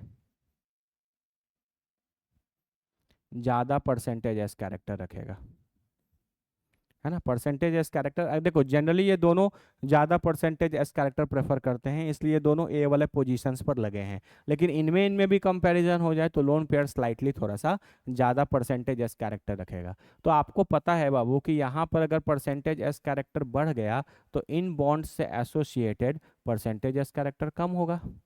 यहाँ पे अगर परसेंटेज एस कैरेक्टर बढ़ गया तो इन बॉन्ड्स से एसोसिएटेड परसेंटेज एस कैरेक्टर कम होगा।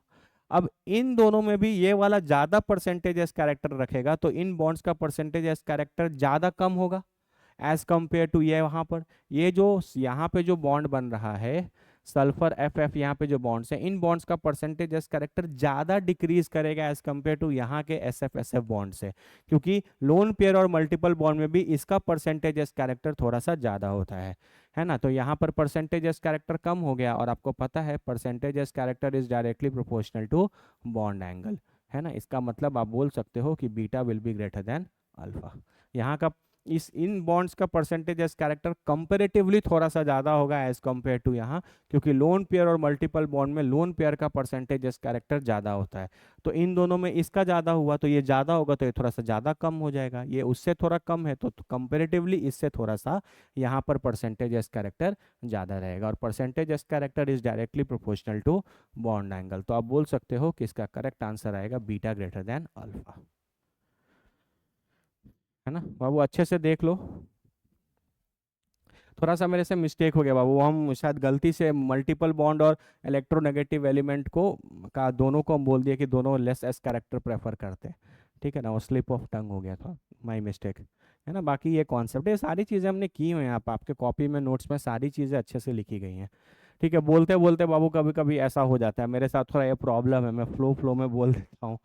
है ना, थोड़ा सा ये है, बाकी कोई सीन नहीं है, बाकी सारी चीज़ें आपको मैंने पहले भी पढ़ाई हैं, एक बार देख लो।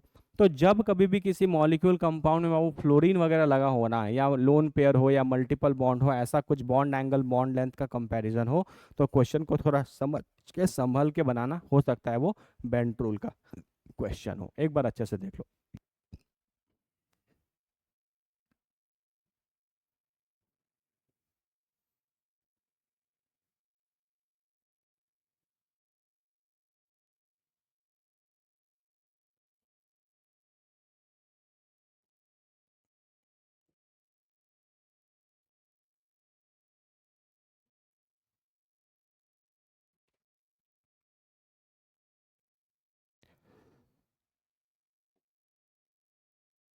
Compare oxygen oxygen bond length in H2O2 and O2F2। ठीक है, H2O2 कैसा दिखता है, OOHH, और O2F2 आपका ऐसा दिखता है। तो आपको इस बॉन्ड लेंथ को अगर आप x बोल लो, इस बॉन्ड लेंथ को y बोलो, तो बताओ कौन बड़ा कौन छोटा होगा, ये क्वेश्चन है। बनना चाहिए, एक ये क्वेश्चन ट्राई करो।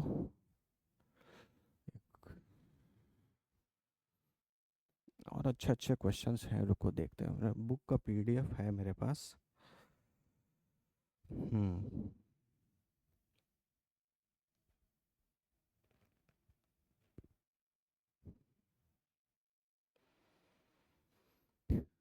कंपेयर एन बॉन्ड लेंथ इन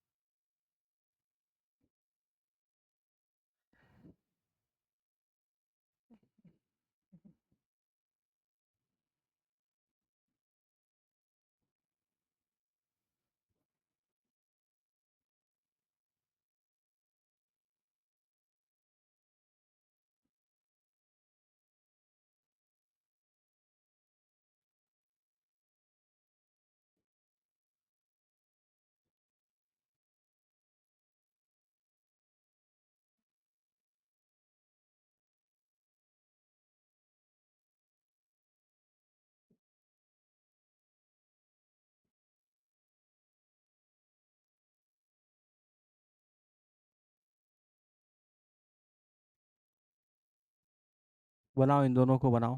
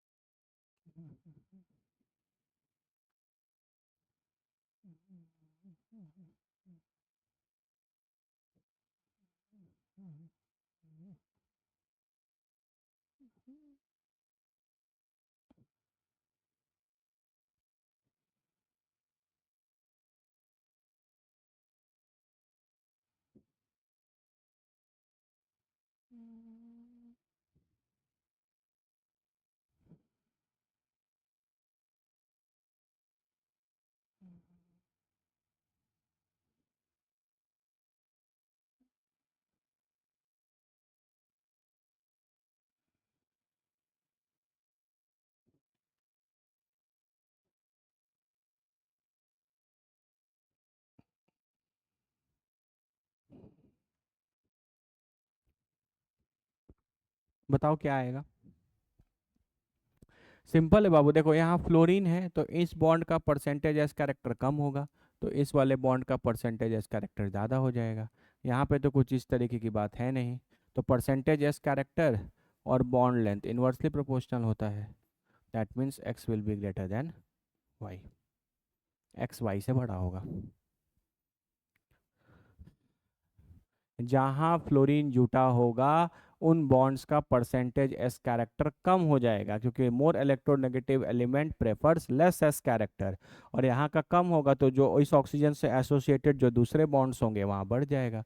तो इसके अलावा तो यही एक बॉन्ड है, क्योंकि बाकी तो इस ऑक्सीजन पे क्या है, दो लोन पेयर है, इस पे भी और इस पे भी। यहाँ बताओ सेम चीज़, एन एन बॉन्ड लेंथ, तो इसको एक्स मान लेते हैं, इसको वाई मान लेते हैं, तो यहाँ पर परसेंटेज एस कैरेक्टर क्या हो जाएगा, कम, तो यहाँ पे परसेंटेज एस कैरेक्टर क्या होगा, ज़्यादा। तो परसेंटेज एस कैरेक्टर ज़्यादा होगा तो बॉन्ड लेंथ छोटा हो जाएगा, answer will be X greater than Y. ठीक है, तो इस टाइप का बाबू जब क्वेश्चन है तो थोड़ा इनको अच्छे से देख लेना है ना, ध्यान से। चलो, एक छोटा सा कॉन्सेप्ट है, इसको पढ़ लेते हैं।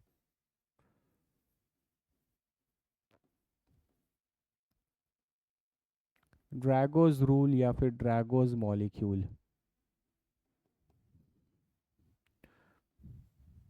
ठीक है, ड्रैगो साहब का क्या रूल है या ड्रैगो साहब के मॉलिक्यूल को क्या बोलते हैं।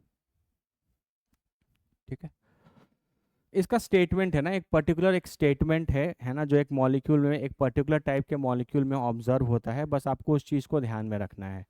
ठीक है, जब कभी भी आपका जो सेंट्रल एटम है वो थर्ड पीरियड या थर्ड पीरियड से नीचे हो, ठीक है, ध्यान से सुनना, सेंट्रल एटम थर्ड पीरियड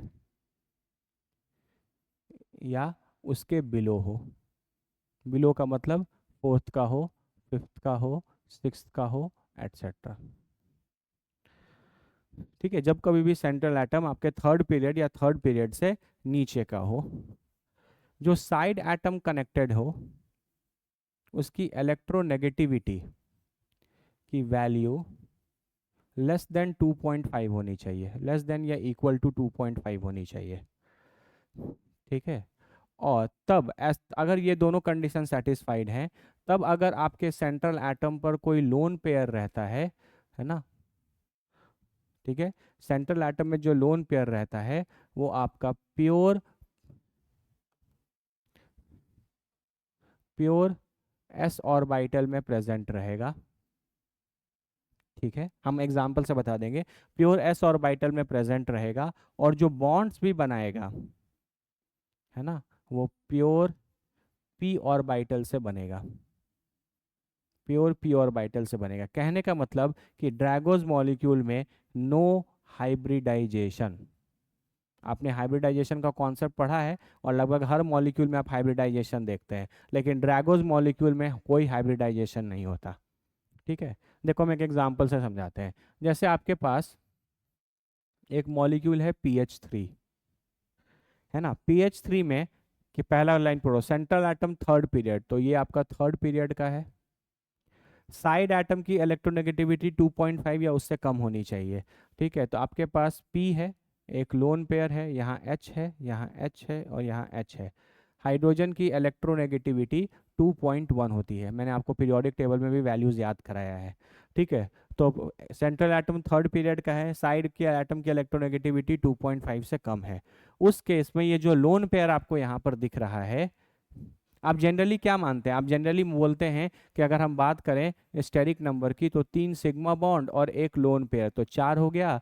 तो हाइब्रिडाइजेशन कितना हो गया? sp3।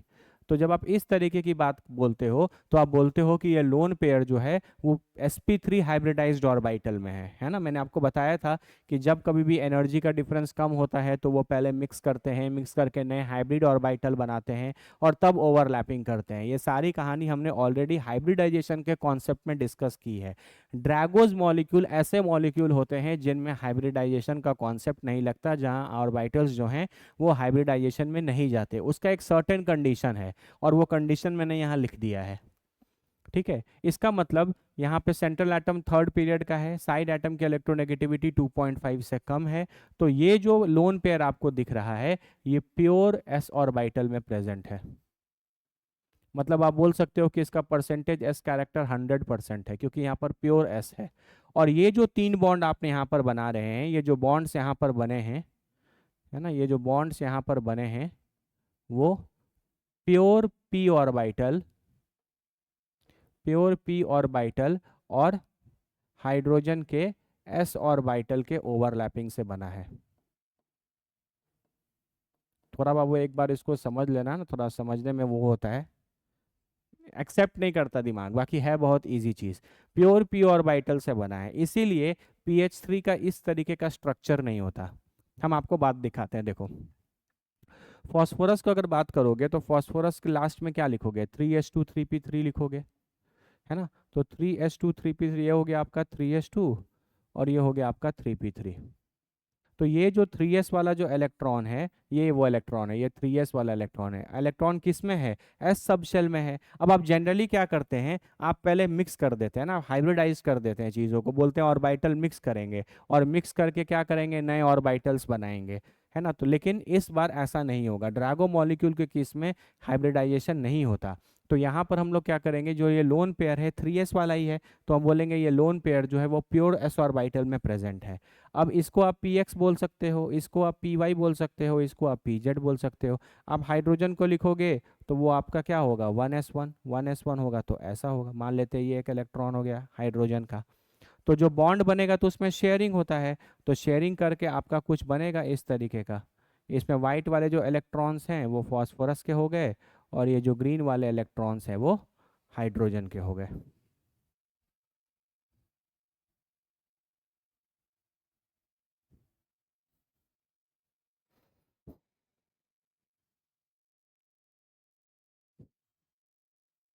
ऐसा, ठीक है, 1 2 3, 1 2 3, ऐसा। ठीक है, तो यहाँ पे इसमें क्या हो गया, अब ये जो ऑर्बिट, ये जो बॉन्ड बना है ओवरलैपिंग, वो बना है मान लो px के और s से। ये किससे बना? py और s से। और ये कैसे ओवरलैपिंग हुआ है? pz और s से। मतलब कहने का मतलब ये है कि इस बार ओवरलैपिंग करने से पहले आप हाइब्रिडाइजेशन में नहीं जाएंगे, ये सारे ऑर्बिटल्स मिक्स करके हाइब्रिड ऑर्बिटल नहीं बनाएंगे। बॉन्ड्स बनेगा भी तो प्योर ऑर्बिटल से बनेगा। तो एक बात बताओ, अगर कोई बॉन्ड px से बना है, py से बना है और pz से बना है, और px py pz जो भी होंगे, x y और z जो होंगे, इनके बीच का एंगल 90 डिग्री है ना। तो इसीलिए ये जो बॉन्ड एंगल्स भी यहाँ पर होते हैं वो अप्रोक्सीमेटली 90 डिग्री होते हैं। यहाँ बॉन्ड एंगल्स जो होते हैं वो अप्रोक्सीमेटली कैसे होते हैं? 90 डिग्री के होते हैं। जबकि अगर आप हाइब्रिडाइजेशन के हिसाब से चलोगे, अगर आप मानते कि इस मॉलिक्यूल में हाइब्रिडाइजेशन है, तो आप बोलते कि जो बॉन्ड एंगल्स है वो लगभग आपका 109.5 डिग्री के आसपास है अप्रोक्सीमेटली। थोड़ा ज़्यादा थोड़ा कम भी हो सकता है, वो डिटेल की बात अलग है। लेकिन 109.5 डिग्री और 90 डिग्री में ज़मीन आसमान का फ़र्क है ना, बहुत ज़्यादा डिफरेंस है। आप समझ रहे हैं मेरी बात को? लगभग 20 डिग्री का फ़र्क है। है ना। तो ये डिफरेंस है, क्योंकि आपको पता होना चाहिए कि आपको किस मॉलिक्यूल्स में हाइब्रिडाइजेशन लेना है, और ड्रैगो वाले मॉलिक्यूल में कभी भी हाइब्रिडाइजेशन नहीं लिया जाता। एक बार तुम इसको अच्छे से देख लो, तुमको कोई डाउट है तो पूछो, हम आगे बताएंगे फिर।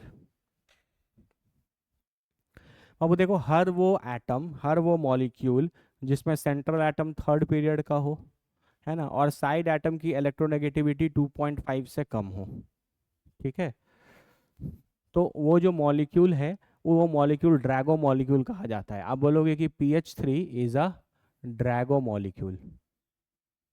अरे सब साइंटिस्ट के नाम है, इन्होंने अपने अपने नाम पर सब रख दिया है, ठीक है। तो ये आपका हो गया ड्रैगो मॉलिक्यूल, ठीक है। इस केस में होता क्या है, इस केस में जो लोन पेयर आपको दिखेगा, वो लोन पेयर कभी भी हाइब्रिडाइज्ड ऑर्बिटल में नहीं होगा, प्योर ऑर्बिटल में होगा, प्योर एस ऑर्बिटल में होगा, ठीक है। और ये जो बॉन्ड्स आपको दिख रहे हैं, ये हाइब्रिडाइज्ड ऑर्बिटल के ओवरलैपिंग से नहीं, बल्कि प्योर ऑर्बिटल के ओवरलैपिंग से बन रहे हैं। जैसे PH3 में ये जो लोन पेयर है, तो प्योर 3s का हो गया, है ना। और ये जो बॉन्ड्स आपको दिख रहे हैं PH ये ओवरलैपिंग से तो बनेंगे, क्योंकि कोवैलेंट बॉन्ड हमेशा ओवरलैपिंग से ही बनता है। अब फर्क बस इतना है कि हाइब्रिडाइज्ड ऑर्बिटल के ओवरलैपिंग से नहीं, बल्कि प्योर ऑर्बिटल के ओवरलैपिंग से बन रहे हैं। तो इसका pure orbital PX PY PZ है, तो PX ओवरलैप करेगा S के साथ, PY ओवरलैप करेगा S के साथ, और PZ ओवरलैप करेगा S के साथ, क्योंकि हाइड्रोजन के साथ बॉन्ड बनाना है, और हाइड्रोजन के पास 1s1 होता है, ठीक है। तो अगर इसका बॉन्ड PX PY और PZ से बन रहा है, तो PX PY PZ तो आपस में परपेंडिकुलर होते हैं, तो ये सारे बॉन्ड्स भी आपस में परपेंडिकुलर होंगे। इसलिए हर ड्रैगो मॉलिक्यूल का जो बॉन्ड एंगल है, वो लगभग 90 के आसपास ही रहेगा। हो सकता है 89 हो जाए, हो सकता है 91 हो जाए, हो सकता है 92 हो जाए, हो सकता है एग्जैक्ट 90 हो, लेकिन आप याद रखना, उतना आपको डिटेल में नहीं जाना, है ना। बस इतना याद रखना कि ड्रैगो मॉलिक्यूल में हमेशा बॉन्ड एंगल जो है वो अप्रोक्सीमेटली 90 डिग्री ही रहता है। मेरी बात समझ में आई है क्या? आइए और देखते हैं आगे। मान लो हम तुमसे कंपैरिजन पूछे NH3, PH3, ASH3, SbH3, BiH3, ये मैंने लिख दिया। ये पूरा का पूरा नाइट्रोजन फैमिली है। क्या NH3 का मॉलिक्यूल ड्रैगो होगा? क्या NH3 ड्रैगो मॉलिक्यूल होगा? यहाँ नाइट्रोजन बाबू आपका सेकंड पीरियड का है। यहाँ से सारे या तो थर्ड है, या फोर्थ है, या फिफ्थ है, या सिक्स्थ है। ये क्लियर हो गया। हर जगह हाइड्रोजन ही कनेक्टेड है। हाइड्रोजन की इलेक्ट्रोनेगेटिविटी 2.1 होती है, जो कि लेस देन 2.5 है। इसका मतलब एक डिस्टिंक्शन है, ये ड्रैगो नहीं है, ये ड्रैगो नहीं है, लेकिन ये सारे के सारे क्या हैं? ड्रैगो मॉलिक्यूल हैं, ठीक है। इनमें इसमें हाइब्रिडाइजेशन होगा, इनमें हाइब्रिडाइजेशन नहीं होगा। यहाँ जो बॉन्ड्स हैं, वो प्योर p ऑर्बिटल से बनेंगे, प्योर p ऑर्बिटल से बनेंगे। इसीलिए बॉन्ड एंगल जो है वो अप्रोक्सीमेटली 90 डिग्री है। और यहाँ जो बॉन्ड्स बनेंगे, वो बनेंगे sp3 और s के ओवरलैपिंग से, क्योंकि यहाँ हाइब्रिडाइजेशन हो रहा है, और sp3 और s के ओवरलैपिंग से बनेंगे, इसलिए इनका बॉन्ड एंगल हाइब्रिडाइजेशन के हिसाब से अप्रोक्सीमेटली, है ना, एग्जैक्ट हम नहीं लिख रहे, अप्रोक्सीमेटली 109.5 डिग्री के बराबर होगा। ये डिफरेंस है। ये सारे ड्रैगो हैं, ये नहीं है। इनमें बॉन्ड एंगल पूछा जाए तो 90 डिग्री होगा, NH3 में बॉन्ड एंगल पूछे तो 109.5 डिग्री के आसपास होगा। थोड़ा कम ज़्यादा हो सकता है, क्योंकि वहाँ लोन पेयर है, ये सब चीज़ के हिसाब से बेंट रूल लगा सकते हैं, ठीक है। लोन पेयर है तो ज़्यादा परसेंटेज कैरेक्टर होगा, तो थोड़े बॉन्ड एंगल बढ़ जाएंगे, तो बढ़ जाएंगे तो एक आध डिग्री आगे पीछे होंगे। ऐसा नहीं होगा कि 109.5 डिग्री से बढ़ के घट के 90 डिग्री हो जाएंगे, ठीक है। ये तरीके की है। बोल लो बाबू, तुम पहले अच्छे से देख लो, तुमको कोई दिक्कत परेशानी मुश्किल है? तुमको समझ में आ रहा है हम लोग क्या बात कर रहे हैं?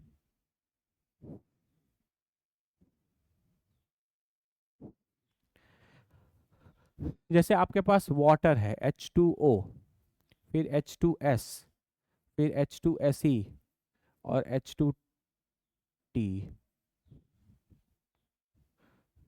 ठीक है।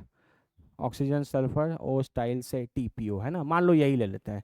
तो यहाँ पर अगर आपके पास ध्यान, central atom oxygen second period का है, जबकि सल्फर सेलेनियम ये सब थर्ड फोर्थ फिफ्थ पीरियड है। साइड एटम की बात करें तो हाइड्रोजन है जिसकी इलेक्ट्रोनेगेटिविटी 2.1 है, जो कि 2.5 से छोटा है ना। तो खत्म खत्म, कहानी खत्म हो गई। ये अलग है और वो अलग है। ये ड्रैगो नहीं है और ये सारे ड्रैगो हैं। और ड्रैगो है तो जो बातें यहाँ लिखी हैं वो सब सही है। इसका जो यहाँ पे एक और पॉइंट लिख सकते हो, इसका जो लोन पेयर है वो sp3 हाइब्रिडाइज्ड ऑर्बिटल में है। sp3 हाइब्रिडाइज्ड ऑर्बिटल में है जिसका परसेंटेज एस कैरेक्टर 33.3% है। और यहाँ पे इनके पास जो लोन पेयर है वो आपके प्योर एस ऑर्बिटल में है। प्योर एस है तो परसेंटेज एस कैरेक्टर 100% है। ठीक है, जो बातें मैंने यहाँ लिखी हैं वो सारे बातें आप यहाँ यहाँ लिख सकते हैं। जितने एग्जाम्पल्स हम लिख रहे हैं ना बाबू, इतने ही एग्जाम्पल्स आपको पेपर में ड्रैगो में आएंगे। तो ध्यान रखना, नाइट्रोजन फैमिली के जितने हाइड्राइड्स होंगे फॉस्फोरस से लेकर, ऑक्सीजन फैमिली के जितने हाइड्राइड्स होंगे वो सारे के सारे आपके क्या हैं, ड्रैगो हैं। लेकिन अगर टेक्निकली आपसे पूछा जाए कंडीशन क्या है, कॉन्सेप्ट क्या है, तो ये चीज़ है। क्वेश्चंस बड़े अच्छे अच्छे बनते हैं, है ना। जैसे एक क्वेश्चन देखो, जैसे मान लो तुमसे पूछेगा कि NH3 में और PH3 में कौन ज़्यादा बेसिक है। बेसिक ऑर्डर बताना है, बेसिक ऑर्डर बताना है। बेस किसको बोलते हैं, याद करो मैंने आपको बताया था, एसिड उसको बोलते हैं जो लोन पेयर एक्सेप्ट करता है, और बेस उसको बोलते हैं जो लोन पेयर क्या करता है, डोनेट करता है। ये बातें हमने पढ़ी हैं। तो अगर आप NH3 को देखो तो NH3 तो आपको पता है इस तरीके का होगा, NH3 ड्रैगो नहीं है तो NH3 इस तरीके का होगा। PH3 लोन पेयर होगा, और याद रखना अब तुम इसके H जो है वो ऐसे रफली 90 डिग्री पर दिखाओगे, ये PH3 है। ठीक है, ये लोन पेयर है, ये लोन पेयर है, ये लोन पेयर है, ये लोन पेयर है। अब जब बेसिक ऑर्डर की बात आएगी तो बेसिक ऑर्डर के लिए हम लोग देखते हैं लोन पेयर कौन इजीली डोनेट करेगा। ठीक है, यानी कंपैरिजन यहाँ N के 3 हाइड्रोजन और P के 3 हाइड्रोजन में नहीं, इन लोन पेयर को देखते हुए बोलना है। ये जो लोन पेयर है it is present in sp3, और ये जो लोन पेयर है it is present in pure S. इसका परसेंटेज एस कैरेक्टर 100% है और इसका परसेंटेज एस कैरेक्टर 33.3% है। इतना आपको पता है कि परसेंटेज एस कैरेक्टर अगर ज़्यादा रहता है तो न्यूक्लियस चीज़ों को ज़्यादा अट्रैक्ट करके रखेगा, अट्रैक्टेड ज़्यादा रहेगा। मतलब ये जो नाइट्रोजन का जो न्यूक्लियस होगा वो इस लोन पेयर इलेक्ट्रॉन को भी अट्रैक्ट करेगा, और फॉस्फोरस जो है ये भी, इसका भी न्यूक्लियस इस लोन पेयर को अट्रैक्ट करेगा। लेकिन आपको क्या लगता है कि अट्रैक्शन किस में ज़्यादा होगा, जिसमें परसेंटेज एस कैरेक्टर ज़्यादा होगा। तो ये वाला जो लोन पेयर है ये ज़्यादा अट्रैक्टेड है। तो अगर यहाँ पर अट्रैक्शन ज़्यादा है, अगर यहाँ पर अट्रैक्शन ज़्यादा है तो ये इसकी डोनेटिंग कैपेसिटी क्या हो जाएगी, कम। इसका डोनेटिंग कैपेसिटी क्या हो जाएगा, कम। इसका मतलब PH3 अपने लोन पेयर को, अगर हम तुमको कस के पकड़ लें तो तुम आसानी से किसी दूसरे के पास जा सकते हो नहीं। अगर हम इस लोन पेयर को, अगर ये फॉस्फोरस कस के पकड़ ले तो ये लोन पेयर इजीली किसी को मिल सकता है, डोनेट हो सकता है नहीं। तो यहाँ पर अट्रैक्शन ज़्यादा है क्योंकि परसेंटेज एस कैरेक्टर ज़्यादा है। जो ज़्यादा मतलब ज़्यादा अट्रैक्शन होने के कारण इसकी डोनेटिंग कैपेसिटी क्या हो जाएगी, कम। तो ये इजीली डोनेट नहीं होगा। तो जो बेसिक ऑर्डर आएगा वो NH3 जो है वो आपके PH3 से ज़्यादा बेसिक आएगा। आपका जो NH3 है वो आपके PH3 से बाबू क्या आएगा, ज़्यादा बेसिक आएगा।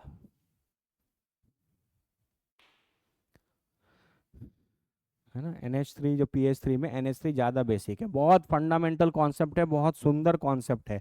आपसे पूछेगा कि NH3 और PH3 में कौन ज़्यादा बेसिक है, दोनों के पास एक एक लोन पेयर है ना। तो कभी भी बेसिक स्ट्रेंथ का कंपैरिजन आए तो ये देखा करो कि कौन इजीली इलेक्ट्रॉन डोनेट करेगा। ठीक है, तो यहाँ पे NH3 और PH3 में NH3 नॉर्मल मॉलिक्यूल है, हाइब्रिडाइजेशन वाला मॉलिक्यूल है, तो ये लोन पेयर भी sp3 हाइब्रिडाइज्ड ऑर्बिटल में है।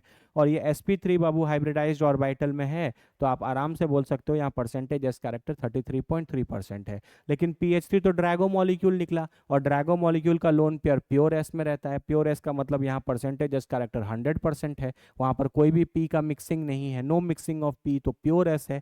प्योर एस है तो 100% है। अब जितना ज़्यादा परसेंटेज एस कैरेक्टर होता है उतना ज़्यादा अट्रैक्शन होता है। ये बात हम आपको केमिकल बॉन्डिंग के पहले लेक्चर से समझाते आ रहे हैं। तो परसेंटेज कैरेक्टर यहाँ ज़्यादा है तो अट्रैक्शन ज़्यादा है, अट्रैक्शन ज़्यादा है तो ये वाला जो लोन पेयर है, फॉस्फोरस का जो न्यूक्लियस है वो अपने इस लोन पेयर इलेक्ट्रॉन्स को कस के पकड़ के रखेगा, और कस के पकड़ के रखेगा तो ये इजीली डोनेट नहीं होगा, और अगर ये इजीली डोनेट नहीं होगा तो इसका बेसिक स्ट्रेंथ क्या हो जाएगा, कम, क्योंकि बेसिक स्ट्रेंथ इस बात पे निर्भर करता है कि कोई पर्टिकुलर एलिमेंट कितना easily electron, lone pair electrons जो है वो डोनेट करता है। बोलो क्लियर है क्या? हाँ, तो अब ये कहानी है ड्रैगो मॉलिक्यूल की। कुछ क्वेश्चंस और हैं, हम आपको नेक्स्ट क्लास में कराएंगे। तब तक हम इसलिए नहीं करा रहे कि तुम इतना पढ़ कर आओ पहले, है ना, तुम इतना आराम से पढ़ कर आओ। अगर तुम पढ़ कर आओगे इतनी चीज़ों को बेटर, तब तुमको चीज़ें और अच्छे से समझ में आएंगे। ठीक है, तो क्वेश्चंस करने में भी मज़ा आएगा, ऐसे तो हम बताते जा रहे हैं। बाकी मेन कॉन्सेप्ट यही है। और NH3 और PH3 के बेसिक नेचर का सवाल बहुत ही कॉमन क्वेश्चन है जो ड्रैगो से आता है। ठीक है, तो आज हम लोग कितनी चीज़ें किए, वॉन्डरवॉल फोर्सेस में LDF पढ़े, बेंट रूल छोटा सा था, कॉन्सेप्ट्स ऑलरेडी पढ़ चुके थे, कुछ बेसिक क्वेश्चंस किए, है ना। हमेशा याद रखना बाबू, कभी किसी मॉलिक्यूल में फ्लोरीन वगैरह जुट जाए, क्या जुट जाए, फ्लोरीन वगैरह जुट जाए, और तब आपसे question bond length bond angle का है, तो समझ जाना कि परसेंटेज एस कैरेक्टर के बेसिस पर या बेंट रूल के कॉन्सेप्ट के हिसाब से हमको आंसर देना है। और ड्रैगो भी छोटा सा चीज़ है, ड्रैगो बस पहचानने आना चाहिए। मैंने जितने यहाँ लिख दिए हैं मोस्टली तो यही पेपर में आपको दिखेंगे। नाइट्रोजन फैमिली के हाइड्राइड्स और ऑक्सीजन फैमिली के हाइड्राइड्स ड्रैगो होते हैं। अरे बोलो, ये चीज़ है। ठीक है, ड्रैगो में, ड्रैगो होने से क्या क्या चीज़ें होती हैं वो मैंने यहाँ लिख दी। अगर कोई मॉलिक्यूल ड्रैगो है तो उसमें हाइब्रिडाइजेशन नहीं होता, पहला बात। बॉन्ड्स जो होते हैं वो प्योर p ऑर्बिटल से बनते हैं, प्योर p ऑर्बिटल बनने के कारण इनका बॉन्ड एंगल आपस में अप्रॉक्सीमेटली 90 डिग्री का होता है ना। और जो लोन पेयर प्रेजेंट होता है वो हाइब्रिडाइज्ड ऑर्बिटल में ना होकर के बाबू प्योर s ऑर्बिटल में रहता है ना। और प्योर s ऑर्बिटल में रहने के कारण इनका परसेंटेज s कैरेक्टर ज़्यादा होता है, इन पे अट्रैक्शन ज़्यादा लग रहा होता है, इजीली डोनेट होना नहीं चाहते। ठीक है, तो आज का क्लास यही वाइंड अप करते हैं। अच्छे से पढ़ो, मन लगा के सारी चीज़ों को फॉलो करो, है ना। अब केमिस्ट्री के लेक्चर्स भी अब रेगुलर आएंगे। ठीक है, थोड़ा फिजिक्स पीछे हो गया था इसलिए फिजिक्स थोड़ा कर रहे थे।